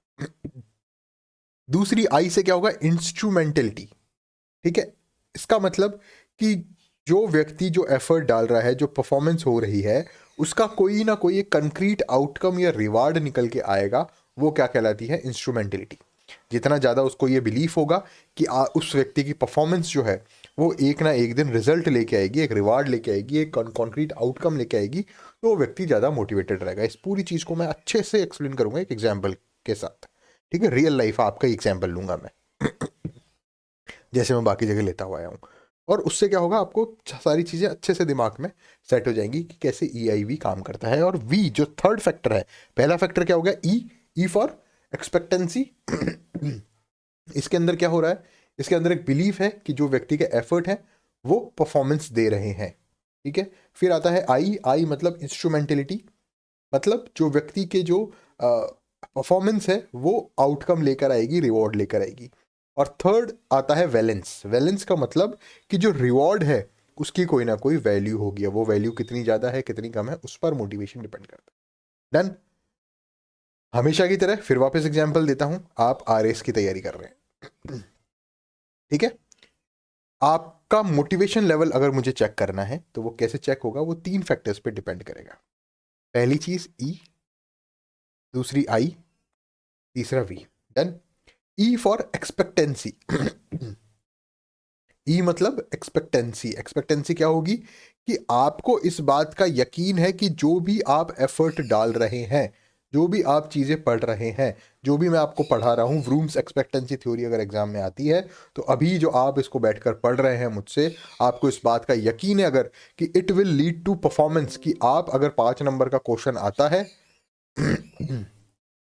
अगर 5 नंबर का क्वेश्चन आता है तो आप क्या करेंगे, उसको लिख आएंगे। आपके जो एफर्ट्स हैं अभी के, जो आप विक्टर व्रूम की थ्योरी को याद करने की कोशिश कर रहे हैं, अगर आप इस बिलीफ में हैं कि आप इस सारे जो भी डेटा मैं आपको सामने बढ़ा रहा हूँ EIV का, इसको आप 5 नंबर के क्वेश्चन के आंसर के रूप में लिख कर आ जाएंगे तो आप मोटिवेटेड हैं, तो आपके अंदर एक्सपेक्टेंसी जो फैक्टर है वो हाई है कि आपको इस बात का यकीन है, आपको बिलीफ है कि आपका effort will lead to performance, कि आप जो अभी इस टाइम पढ़ रहे हैं, जो भी इस टाइम एफर्ट कर रहे हैं, वो परफॉर्मेंस में, आपकी परफॉर्मेंस में इजाफा करेगा। अगर व्रूम्स एक्सपेक्टेंसी थ्योरी आती है तो आप उसको लिख कर आएंगे, अगर आपको इस तरह का विश्वास है तो आप मोटिवेटेड हैं।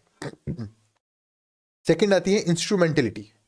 इंस्ट्रूमेंटलिटी का मतलब है कि आपकी जो परफॉर्मेंस होगी, ठीक है, आप जो विक्टर व्यूम थ्योरी को आपने जो एफर्ट डाल के पढ़ा है और पढ़ने के बाद आपकी परफॉर्मेंस वहां पर हुई है, अगर आपको ये यकीन है कि आपकी परफॉर्मेंस आपको 100% RAS बनाएगी, कि आप इतना अच्छा लिख के आओगे कि भीड़ से आपको ज़्यादा नंबर मिलेंगे। Belief instrumentality is belief that performance will lead to outcome और रिवॉर्ड, कि आपकी परफॉर्मेंस पे आपको यकीन होगा कि इस परफॉर्मेंस के बलबूते पर क्या होगा, आप RAS बन जाएंगे, आप SDM बन जाएंगे, तो आप हाईली मोटिवेटेड हैं। ठीक है, पहली चीज में क्या आ गई, effort lead to performance, then performance lead to outcome, और वैलेंस में ये होगा कि आपकी जो रिवॉर्ड आपको मिलेगा, रिवॉर्ड क्या बनेगा, मिलेगा कि आप SDM बन गए।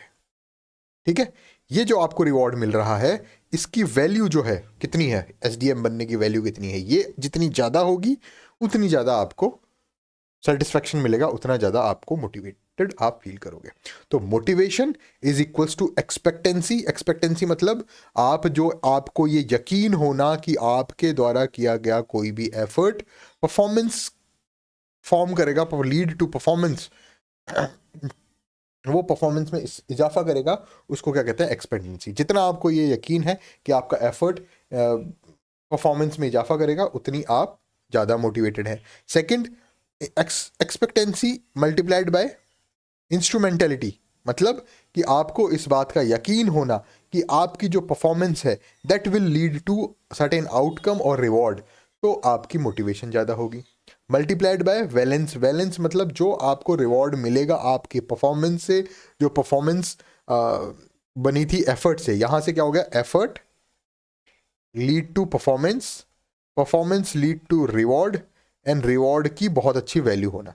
तो अगर आपको इस बात का यकीन है कि your effort will lead to performance, तो आपकी एक्सपेक्टेंसी ज़्यादा है। आपको इस बात का यकीन है कि योर परफॉर्मेंस लीड टू और सर्टेन रिवॉर्ड, तो आपकी इंस्ट्रूमेंटलिटी ज़्यादा है। और अगर आपको ये यकीन है कि आपकी रिवॉर्ड की वैल्यू अच्छी खासी है, तो आपकी वैलेंस बहुत ज़्यादा है। अगर ये तीनों की वैल्यू ज़्यादा है तो इनके मल्टीप्लिकेशन जो आएगा वो आपको मोटिवेशन की वैल्यू देगा। ठीक है, तो यहाँ पर एक्सपेक्टेंस मोटिवेशन इज डायरेक्टली प्रोपोर्शनल, हम कहेंगे कि वो सीधा सीधा निर्भर करता है आपकी एक्सपेक्टेंसी पर, मतलब आपकी इस भावना पर कि आपको कितना यकीन है कि आपके एफर्ट जो है वो परफॉर्मेंस की तरफ लीड करेंगे।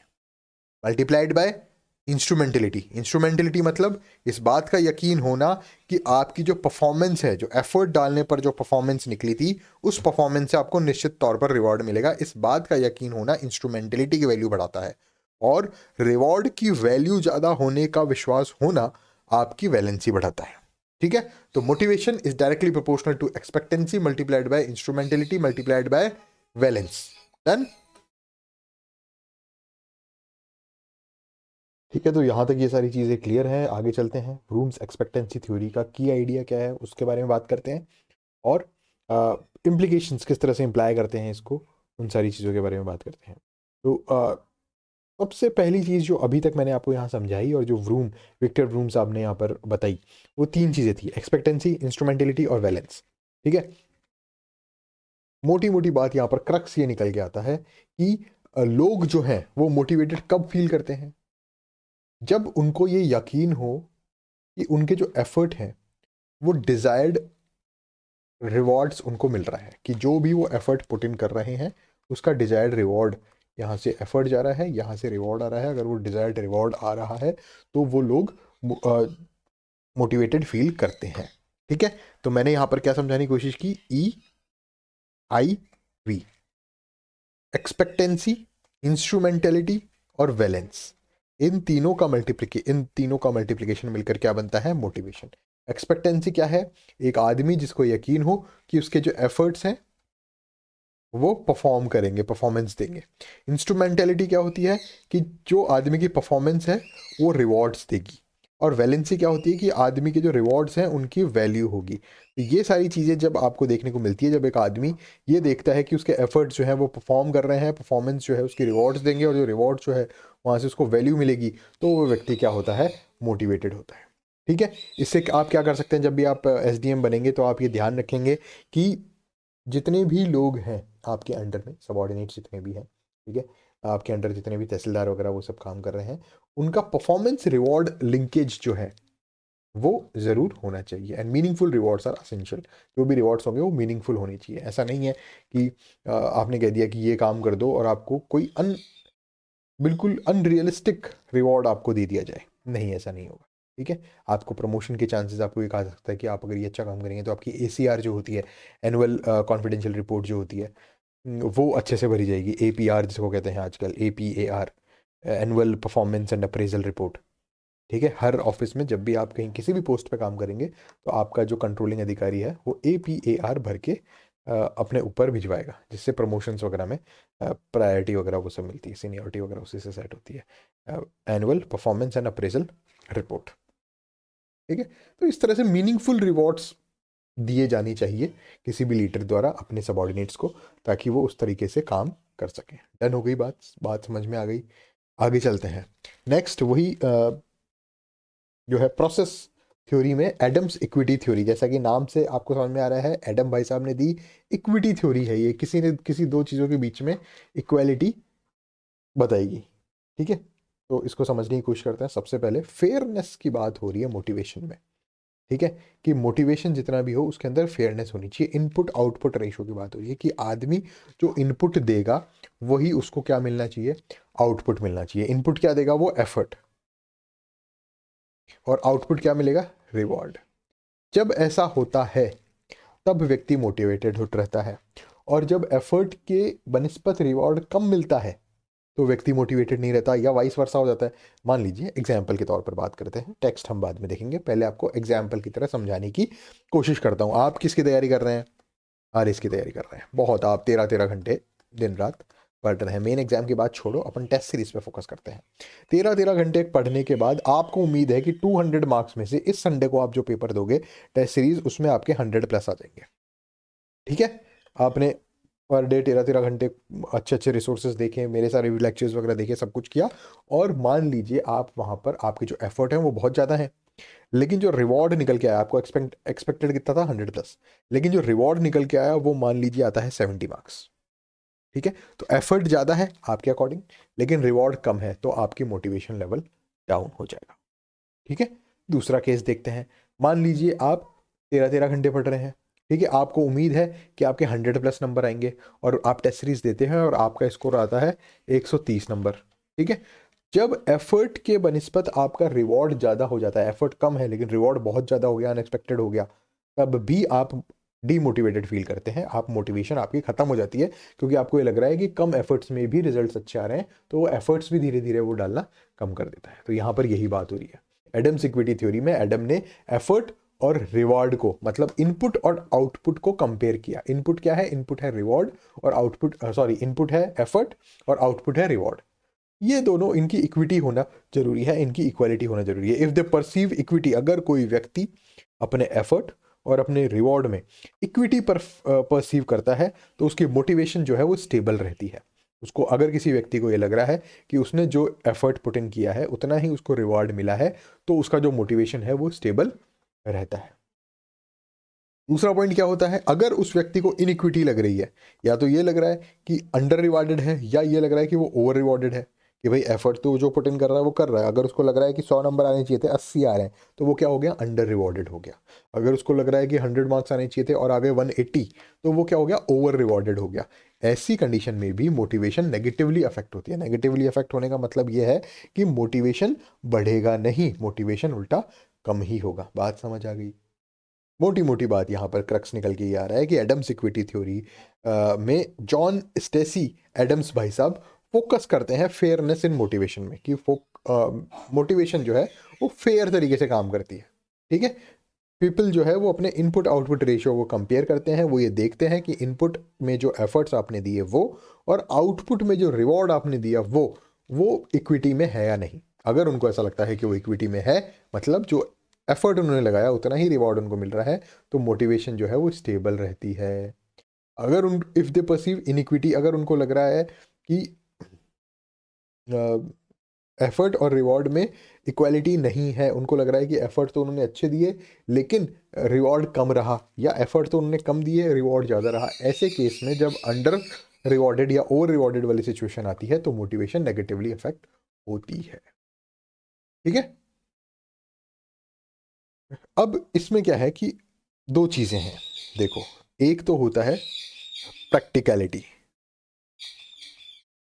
और दूसरा हो जाता है परसेप्शन।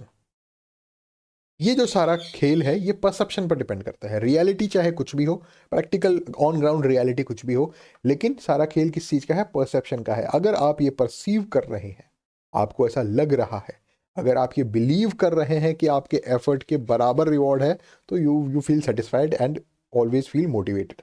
अगर आपका परसेप्शन सिर्फ मानना, अगर आपको दिख ये रहा है कि यार मैं तो 15-15 घंटे तैयारी की और फिर भी मार्क्स नहीं आए, ठीक है, ये सिर्फ एक परसेप्शन का खेल है। Perceptions of fairness impact motivation more than objective reality. Reality में कुछ भी हो, लेकिन जो आपको फेयरनेस का परसेप्शन हो रहा है, आपको लग रहा है कि मैं 3-3 घंटे पढ़ा दिन में, जो कि बहुत कम है, लेकिन आपको लग रहा है कि 3 घंटे बहुत ज़्यादा होते हैं और फिर भी मुझे 3 घंटे के अकॉर्डिंग मुझे 100 नंबर चाहिए थे और वो आए नहीं, तो ऐसे केस में क्या होगा? सिर्फ ये क्या हो रहा है? परसेप्शन हो रहा है। ठीक है। तो एफर्ट और रिवॉर्ड जो है वो इक्विटी में जब रहेगा तो आप मोटिवेटेड फील करेंगे। अगर एफर्ट और रिवॉर्ड जो है वो इक्विटी में नहीं रहेगा, या तो अंडर रिवॉर्ड हो जाओगे आप, या आप ओवर रिवॉर्ड हो जाओगे। इन दोनों ही केसेस में मोटिवेशन जो है वो नेगेटिवली अफेक्ट करेगी। अगर एडम्स इक्विटी थ्योरी निकल के आती है तो आपको ये लिखना, ये अगर इस तरह का आप डायग्राम बनाते हैं एफर्ट रिवॉर्ड का, तो आपको नंबर जो है वो ज़्यादा मिलेंगे। ठीक है। अब इसकी इम्प्लीकेशन क्या है? मैनेजर्स या लीडर्स जितने भी हैं should ensure transparent and fair reward system. ठीक है, उनको ट्रांसपेरेंट सिस्टम रखना चाहिए, उनको बताना चाहिए कि आपको किस काम पर, किस एफर्ट पर, किस परफॉर्मेंस पर कितना रिवॉर्ड मिलेगा, और फेयर रिवॉर्ड सिस्टम होना चाहिए। ऐसा नहीं है कि व्यक्ति मेहनत बहुत ज़्यादा कर रहा है, ओवर टाइम कर रहा है, सारी काम हो रहे हैं और फिर रिवॉर्ड नहीं मिल पा रहा है। इस सिचुएशन में आगे आने वाले प्रोजेक्ट्स में वो व्यक्ति मेहनत नहीं करेगा, वो अंडर रिवॉर्डेड रहेगा, इसलिए उसकी मोटिवेशन क्या हो जाएगी? नेगेटिवली अफेक्ट हो जाएगी। बात समझ में आ गई? ये जो थ्योरी हमने पढ़ी है कौन सी है? प्रोसेस थ्योरी है। इससे पहले हमने 3 कंटेंट थ्योरी पढ़ी थी, इससे पहले हमने एक प्रोसेस थ्योरी पढ़ी थी। ठीक है। कंटेंट थ्योरी कौन कौन सी थी? पहली तो थी वो ट्रायंगल, सॉरी, पिरामिड वाली, अब्राहम मैस्लो ने जो दी थी। दूसरी जो थ्योरी पढ़ी वो हर्जबर्ग 2 फैक्टर थ्योरी पढ़ी हमने। ठीक है। थर्ड जो थ्योरी पढ़ी वो मैकक्लीलैंड थ्योरी पढ़ी। ठीक है। ये तीनों क्या थी? प्रोसेस थ्योरीज थी। ठीक है, कंटेंट थ्योरीज थी, सॉरी। और फिर उसके बाद में हमने प्रोसेस थ्योरी पढ़ी, जिसमें मैंने आपको व्रूम एक्सपेक्टेंसी थ्योरी डिटेल में समझाई और अभी एडम्स इक्विटी थ्योरी डिटेल में समझाई। नेक्स्ट थ्योरी की तरफ हम चलते हैं, लॉक्स गोल सेटिंग थ्योरी। ये भी एक तरह की प्रोसेस फोकसिंग थ्योरी है। इसमें ये फोकस किया जाता है कि मोटिवेशन जो है वो कैसे बढ़ रही है या कम हो रही है, कैसे काम कर रही है, कैसे ड्रिवन हो रही है। ठीक है। तो अब स्टार्ट करते हैं लॉक्स गोल सेटिंग थ्योरी। अब तक जो बातें की जा रही थी हर थ्योरी में, मोटिवेशन थ्योरी में, उसमें टारगेट था नीड्स के ऊपर, उसमें टारगेट था प्रोसेसेस के ऊपर। अभी जो बात की जाएगी, लॉक, एडविन लॉक भाई साहब ने जो बात बताई वो ये बताई कि सिर्फ नीड्स पे फोकस करने से मोटिवेशन नहीं बढ़ती। जो टारगेट है, जो गोल है, वो चैलेंजिंग होना चाहिए और स्पेसिफिक होना चाहिए। अगर आपको पता है कि आपका गोल आरएस बनना है, आपका गोल आरएस प्रीलिम्स क्लियर करना है, उसके बाद मेंस क्लियर करना है और उसके बाद इंटरव्यू क्लियर करके टॉप 100 में आपको जगह बनानी है, ये हो गया स्पेसिफिक गोल। ठीक है। दूसरा गोल क्या हो गया?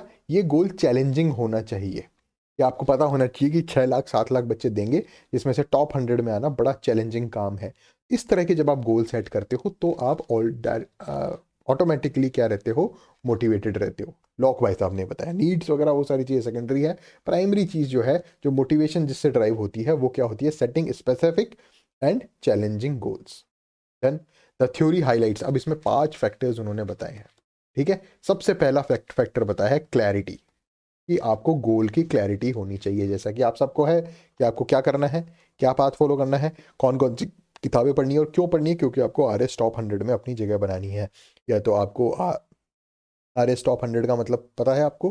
या तो एसडीएम बनोगे या आरपीएस बनोगे या तहसीलदार टॉप में रहोगे, सॉरी आरएसीएस में रहोगे, अकाउंट्स ऑफिसर। डन। तो सबसे पहले क्लैरिटी होनी चाहिए, जितना आपका गोल क्लियर होगा उतने ज़्यादा आप मोटिवेटेड फील करोगे। तो पहला पॉइंट तो ये हो गया। ये लॉक भाई साहब भी बता रहे हैं सारी चीज़ें, एडविन लॉक, इन्होंने बताया नीड्स के बारे में बात नहीं की है लॉक ने बात की है सीधे सीधे गोल्स के ऊपर। चैलेंजिंग और स्पेसिफिक गोल होने चाहिए, और उनकी थ्योरी जो है वो हाईलाइट करती है गोल की ही कैरेक्टरिस्टिक्स।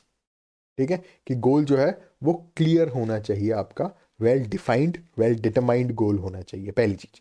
दूसरी चीज, challenge, difficult but attainable goals enhance effort. Difficult होना चाहिए बट अटेनेबल होना चाहिए। ऐसा नहीं हो कि कहीं आपको पढ़ना लिखना ही नहीं आ रहा, आप ABCD नहीं पढ़ पा रहे अभी, और आप कह रहे हो कि मैं RS बन जाऊंगा। ठीक है, फर्स्ट डिजर्व देन डिजायर वाली बात होनी चाहिए। ठीक है, कॉम्पिटेंट होना भी आवश्यक है, सिर्फ मोटिवेटेड रहना ही आवश्यक नहीं होता। ठीक है, तो सबसे पहली चीज, गोल जो है वो क्लियर होना चाहिए, क्लैरिटी इन द गोल, वो मोटिवेशन बढ़ाता है। दूसरा, चैलेंजिंग गोल होना चाहिए, कि आपकी जो क्षमता है उसके अकॉर्डिंग वो गोल होना चाहिए। डिफिकल्ट हो सकता है भले ही, आपकी क्षमताओं से थोड़ा सा ऊपर हो सकता है, लेकिन अटेनेबल होना चाहिए। ऐसा नहीं हो कि आप अटेन ही नहीं कर सकते उस गोल को। ऐसा नहीं हो कि आप 10th पास हैं और आप सोच रहे हैं कि मैं RS बन जाऊं, तो नहीं, RS बनने के लिए आपको ग्रेजुएट होना ही पड़ेगा, उसके बाद ही आप RS बनने का सपना देख सकते हैं। ऐसा नहीं है कि आपने 10th में स्कूल ड्रॉप आउट ले लिया और अब आप सोच रहे हैं कि मैं RS बन। ठीक है, थर्ड, कमिटमेंट की जो फैक्टर है वो बहुत ज़्यादा इंपॉर्टेंट रोल प्ले करता है। अगर आप कमिटेड हैं अपने गोल की तरफ, देखिए ये जो पॉइंट है ये भी गोल से रिलेटेड ही है। Strong commitment improves performance, increases motivation and pushes you towards your goal. ठीक है, third, fourth point, feedback helps adjust behaviour toward goal. जो आप काम कर रहे हैं उसके आसपास आपको फीडबैक मिलता रहना चाहिए। फीडबैक कैसे मिलेगा? Test series, interviews, mock test, practice set, ये सारी चीज़ें जब आप करेंगे तब आपको पता चलता है कि आपके कितना स्कोर बन रहा है, कि आप अपनी लक्ष्य की तरफ निरंतर आगे बढ़ पा रहे हैं या नहीं बढ़ पा रहे हैं।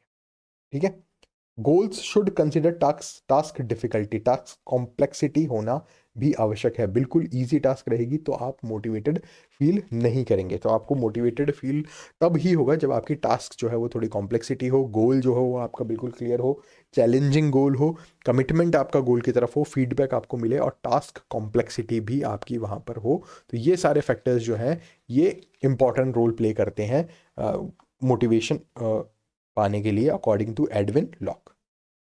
और सबसे प्राइमरी फोकस जो होता है वो स्पेसिफिक और चैलेंजिंग गोल को सेट करने पर होता है। ठीक है, किसका? लॉक्स गोल सेटिंग थ्योरी।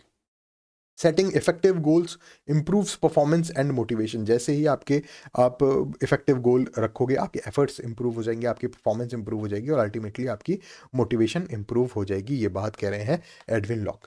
ठीक है, तो मैनेजर्स जो हैं यहाँ पर, जितने भी लीडर्स हैं, जितने भी SDM वगैरह हैं या IAS वगैरह कलेक्टर वगैरह बनेंगे, वो involve employees in goal setting and provide regular feedback. ठीक है, तो आपको क्या करना है, कभी भी आप कोई भी प्रोजेक्ट अपने सबॉर्डिनेट्स के सामने रखते हैं तो आपको गोल जो है वो स्पेसिफिक रखना है कि आपको उस प्रोजेक्ट के तहत काम क्या करना है। जैसे इंद्रधनुष योजना है, ठीक है, आप चिकित्सा विभाग में लग गए तो इंद्रधनुष योजना के बारे में आपको उसको एग्जीक्यूट कराना है। तो वो चीज़ जो है वो आपको क्लियर कट पता होनी चाहिए। ठीक है, आपका गोल पता होना चाहिए, आप लीडर्स को पता होना चाहिए और वही अपने सबॉर्डिनेट्स को समझाएं कि आपको किस तरह से उस गोल को अचीव करना है।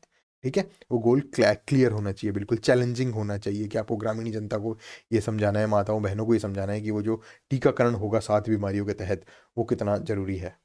ठीक है, कमिटमेंट होना चाहिए आपका 100% एफिशिएंसी की तरफ। फीडबैक आपको मिलना चाहिए कि कौन से गाँव में वो चीज़ हो चुकी है, कौन से गाँव में नहीं हुई, क्या प्रॉब्लम्स उसमें आ रही है, ताकि उस गोल को अचीव किया जाए। और टास्क कॉम्प्लेक्सिटी भी वहाँ पर ज़रूरी है उस प्रोजेक्ट को कंप्लीट करने के लिए, अपने परफॉर्मेंस को बढ़ाने के लिए और अल्टीमेटली मोटिवेशन को बढ़ाने के लिए। डन। नेक्स्ट है self determination theory. Self determination theory किसने दी? डेकी एंड रैन ने। ठीक है, और ये जो है ये फोकस करते हैं इंट्रिंसिक मोटिवेशन और एक्सट्रिंसिक मोटिवेशन। जब मैंने आपको सबसे पहले यहाँ पर बताया था मोटिवेशन के बारे में, ठीक है, motivation is a internal process, तब मैंने यहाँ पर जिक्र किया था इंट्रिंसिक और एक्सट्रिंसिक मोटिवेशन के बारे में। ठीक है, वो चीज़ यहाँ पर निकल के सामने आ रही है। इंट्रिंसिक मोटिवेशन क्या होती है? जब कोई मोटिवेशन आपके अंदर से निकल के आ रही है, आप खुद मोटिवेट हो रहे हो, आपके इंटरनल फैक्टर्स जो हैं वो आपको मजबूर कर रहे हैं गोल अटेनमेंट के लिए, उसे हम कहते हैं इंट्रिंसिक मोटिवेशन। एक्सट्रिंसिक मोटिवेशन वो होती है जब बाहरी कारण आपको मजबूर करें किसी काम को करने के लिए, किसी गोल को अचीव करने के लिए। गोल ओरिएंटेड बिहेवियर ये जो फैक्टर हैं, के जो कारण हैं, वो अगर बाहरी है तो एक्सट्रिंसिक मोटिवेशन, और अगर आंतरिक है तो इंट्रिंसिक मोटिवेशन। ठीक है, इंट्रिंसिक मोटिवेशन में कोई भी एक्टिविटी आप कर रहे हैं गोल को अचीव करने के लिए, तो फॉर इनहेरेंट सेटिस्फेक्शन, आपके आंतरिक सेटिस्फेक्शन के लिए आप करते हैं। एक्सट्रिंसिक मोटिवेशन तब होती है जब doing an activity to earn rewards और अवॉइड पनिशमेंट, जब बाहरी रिवॉर्ड आपको मिल रहा हो, उसको गेन करने के लिए जब आप काम करते हैं, तो वो क्या कहलाता है? Extrinsic motivation. ठीक है, ये इस तरह से यहाँ पे सेल्फ डिटर्मिनेशन थ्योरी दी। It emphasizes on 3 basic psychological needs. पहला autonomy, control one's actions, competence, feeling effective in one's activities, and third relatedness, feeling connected to others। इन 3 चीजों को ACR, autonomy, competence and relatedness, इन तीनों चीजों को basic psychological needs को cater करता है क्या? Self determination theory. इस तरह से आज के लेक्चर में मैंने आपको 7 जो है वो इंपॉर्टेंट मोटिवेशन थ्योरीज यहाँ पर समझाई। पहली हमने बात की अब्राहम मैस्लो की थ्योरी, इंपॉर्टेंट है, सबसे इंपॉर्टेंट थ्योरी। ठीक है, सेकंड मैंने आपको समझाई हर्जबर्ग 2 फैक्टर थ्योरी। थर्ड जो थी वो मैकक्लीलैंड थ्योरी ऑफ नीड्स। उसके बाद व्रूम्स एक्सपेक्टेंसी थ्योरी। ठीक है, व्रूम्स एक्सपेक्टेंसी थ्योरी के बाद हमने एडम्स इक्विटी थ्योरी की बात की, लॉक्स गोल सेटिंग थ्योरी की बात की। इस पूरे लेक्चर का PDF आपको हमारे टेलीग्राम चैनल पर मिल जाएगा। आगे बात करते हैं comparison, integration, content theory, process theories. मैं ऑलरेडी आपको समझा चुका हूँ, यहाँ पर ये बातें रिपीट हो रही है, टाइम वेस्ट नहीं करूँगा आपका। आप PDF डाउनलोड कीजिए, जो भी एडिशनल चीज़ें हैं वहाँ से पढ़िए, रिवीजन कीजिए, रिवीजन इज़ द की। ठीक है, जब आप मल्टीपल रिवीजन करेंगे तो चीज़ें आपको लंबे समय तक याद रहेगी और आप अच्छे से कॉपी में उसको लिख पाएंगे। ठीक है, आगे बात करते हैं practical applications of motivational theories. तो मैं आपको समय समय पर जब भी जो मोटिवेशन थ्योरी समझा रहा था, तब आपको इम्प्लीकेशन के तौर पर विथ एग्जाम्पल मैंने आपको वो चीज़ें समझाई है। फिर भी यहाँ पर एक बार रिवाइज कर लेते हैं। 3 चीज़ों में मैंने इसको कैटेगराइज किया है। फर्स्ट, वर्क प्लेस में क्या प्रैक्टिकल एप्लीकेशन रहती है। सेकंड, एजुकेशन फील्ड में, स्कूल कॉलेजेस में क्या इंपॉर्टेंस रहती है। और तीसरा, पर्सनल डेवलपमेंट में क्या इम्प्लीकेशंस उसकी रहती है, प्रैक्टिकल एप्लीकेशंस रहती है। ठीक है, सबसे पहले अब्राहम मैस्लो और हर्जबर्ग की जो थ्योरी है, अब्राहम मैस्लो की कौन सी थ्योरी है? Theory of hierarchy of needs. ठीक है, और हर्जबर्ग की कौन सी थ्योरी है? 2 फैक्टर थ्योरी ऑफ नीड्स। ठीक है, इन दोनों की थ्योरी से हमें पता चलता है कि हमें ऐसी जॉब्स डिजाइन करनी चाहिए जो डिफरेंट नीड्स को कैटर करे। ठीक है, उसके बाद मैक क्लीलैंड ने हमें ये बताया कि recognise individual differences in motivation. Motivation हर व्यक्ति की अलग अलग होती है। कोई एफिलिएशन के लिए काम करता है, कोई अचीवमेंट के लिए काम करता है, तो कोई पावर के लिए काम करता है। तो उन एम्प्लॉयज़ की हर पर्टिकुलर नीड को देखते हुए हमें काम करना चाहिए उनको मोटिवेट करने के लिए। ठीक है, vroom link effort performance rewards. हमें एफर्ट को, परफॉर्मेंस को और रिवार्ड्स को लिंक करना चाहिए कि व्यक्ति जितना एफर्ट दे रहा है उतनी ही उसकी परफॉर्मेंस हो, जितना वो परफॉर्म कर रहा है उतना ही उसको रिवॉर्ड मिले, और उस रिवॉर्ड की वैल्यू भी एफर्ट के प्रोपोर्शनल हो। ये व्रूम्स भाई साहब ने हमें समझाया। एडम्स इक्विटी थ्योरी ने बताया कि किस तरह एफर्ट जो है वो बराबर होना चाहिए रिवॉर्ड के। Ensure fairness and equity in rewards. आप जब भी अपने सबॉर्डिनेट्स को काम दें तो ये ध्यान रखें कि जिस व्यक्ति ने जितना एफर्ट दिया उसको उतना ही रिवॉर्ड मिले, ना ज़्यादा ना कम। अगर कम रिवॉर्ड मिलता है तो वो अंडर रिवॉर्डेड हो जाता है, इक्विटी नहीं हो पाती, अनइक्विटी हो जाती है बिटवीन एफर्ट एंड रिवॉर्ड। अगर वो ज़्यादा रिवॉर्ड उसको मिलता है तो वो ओवर रिवॉर्डेड हो जाता है, जिसकी वजह से वो आगे काम नहीं करता। उसे लगता है कि इतने से एफर्ट में अगर इतना ज़्यादा रिवॉर्ड मिल रहा है तो कम एफर्ट ही दे देते हैं। ठीक है, तो इस तरह से सारी चीज़ें आप बहुत ही इजीली PDF से पढ़ सकते हैं, समझ सकते हैं। जो इंपॉर्टेंट चीज़ें थी वो सारी मैंने इस लेक्चर में कवर की हैं। चैलेंजेस इन मोटिवेशन, कंक्लूजन वगैरह ये काम का नहीं है। जो भी काम की चीज़ें थी वो आज लेक्चर नंबर 16 में मोटिवेशन थ्योरीज बिल्कुल कंप्लीट हो चुकी है। नेक्स्ट लेक्चर जो होगा लेक्चर नंबर 17 मैनेजमेंट का, उसमें मैं आपको 2 चीज़ें बताऊंगा। सॉरी, नेक्स्ट लेक्चर जो 17th लेक्चर होगा, अभी तक 16 लेक्चर कंप्लीट हो चुके हैं मोटिवेशन थ्योरीज को मिलाकर। नेक्स्ट लेक्चर जो 17th लेक्चर होगा उसमें मैं आपको 3 चीज़ों के बारे में बताऊंगा। पहला कॉन्फ्लिक्ट मैनेजमेंट, दूसरा टाइम मैनेजमेंट और तीसरा स्ट्रेस मैनेजमेंट। ठीक है, लेक्चर जो है वो 3 पार्ट में डिवाइड होगा। लेक्चर नंबर 17 में हम ये कंप्लीट करेंगे। लेक्चर नंबर 18 में training, development and appraisal system के बारे में बात करेंगे। और विद इन 3-4 लेक्चर्स अब मैनेजमेंट जो है पार्ट B 20 मार्क्स का ये कंप्लीट कर देंगे। तो आज के लिए इतना ही। All the best for your exam. Multiple revision करते रहिए। टेलीग्राम चैनल पे जाके इसका PDF डाउनलोड कर लीजिए, PDF से पढ़िए। आप एक बार और, अगर आपको समझ में नहीं आता है तो एक बार और आप लेक्चर को रिवाइज कीजिए। बताइए, फीडबैक दीजिए कमेंट्स में कि आपको कैसा लग रहा है, क्या इसमें और इम्प्रूवमेंट हो सकता है लेक्चर में, क्या चीज़ें और हम इंक्लूड कर सकते हैं। मैंने अपनी तरफ से जितना स्टैंडर्ड सोर्सेस जो कंटेंट का हो सकता है वो लिया, समझाने का तरीका, एग्जाम्पल्स वगैरह सब इंक्लूड करके समझाए। अब जो बात आगे अटकती है परफॉर्मेंस की, वो रिविजन और आपकी आंसर राइटिंग प्रैक्टिस पे। कंटेंट की तरफ से अपने पास कोई प्रॉब्लम नहीं है, बेस्ट कंटेंट आपको मिले। तो ऑल द बेस्ट, इसको रिवीजन कर लीजिएगा। और पीडीएफ जो है वो टेलीग्राम चैनल राजस्थान अखाड़ा पे आपको मिल जाएगा सारे ही लेक्चर्स का, वो एक बार जरूर देख लीजिए। All the best, thank you. कल मिलते हैं लेक्चर नंबर 17 में, conflict management, time management and stress management. यहाँ तक कल हम इसको कंप्लीट कर लेंगे मैनेजमेंट को। Thank you.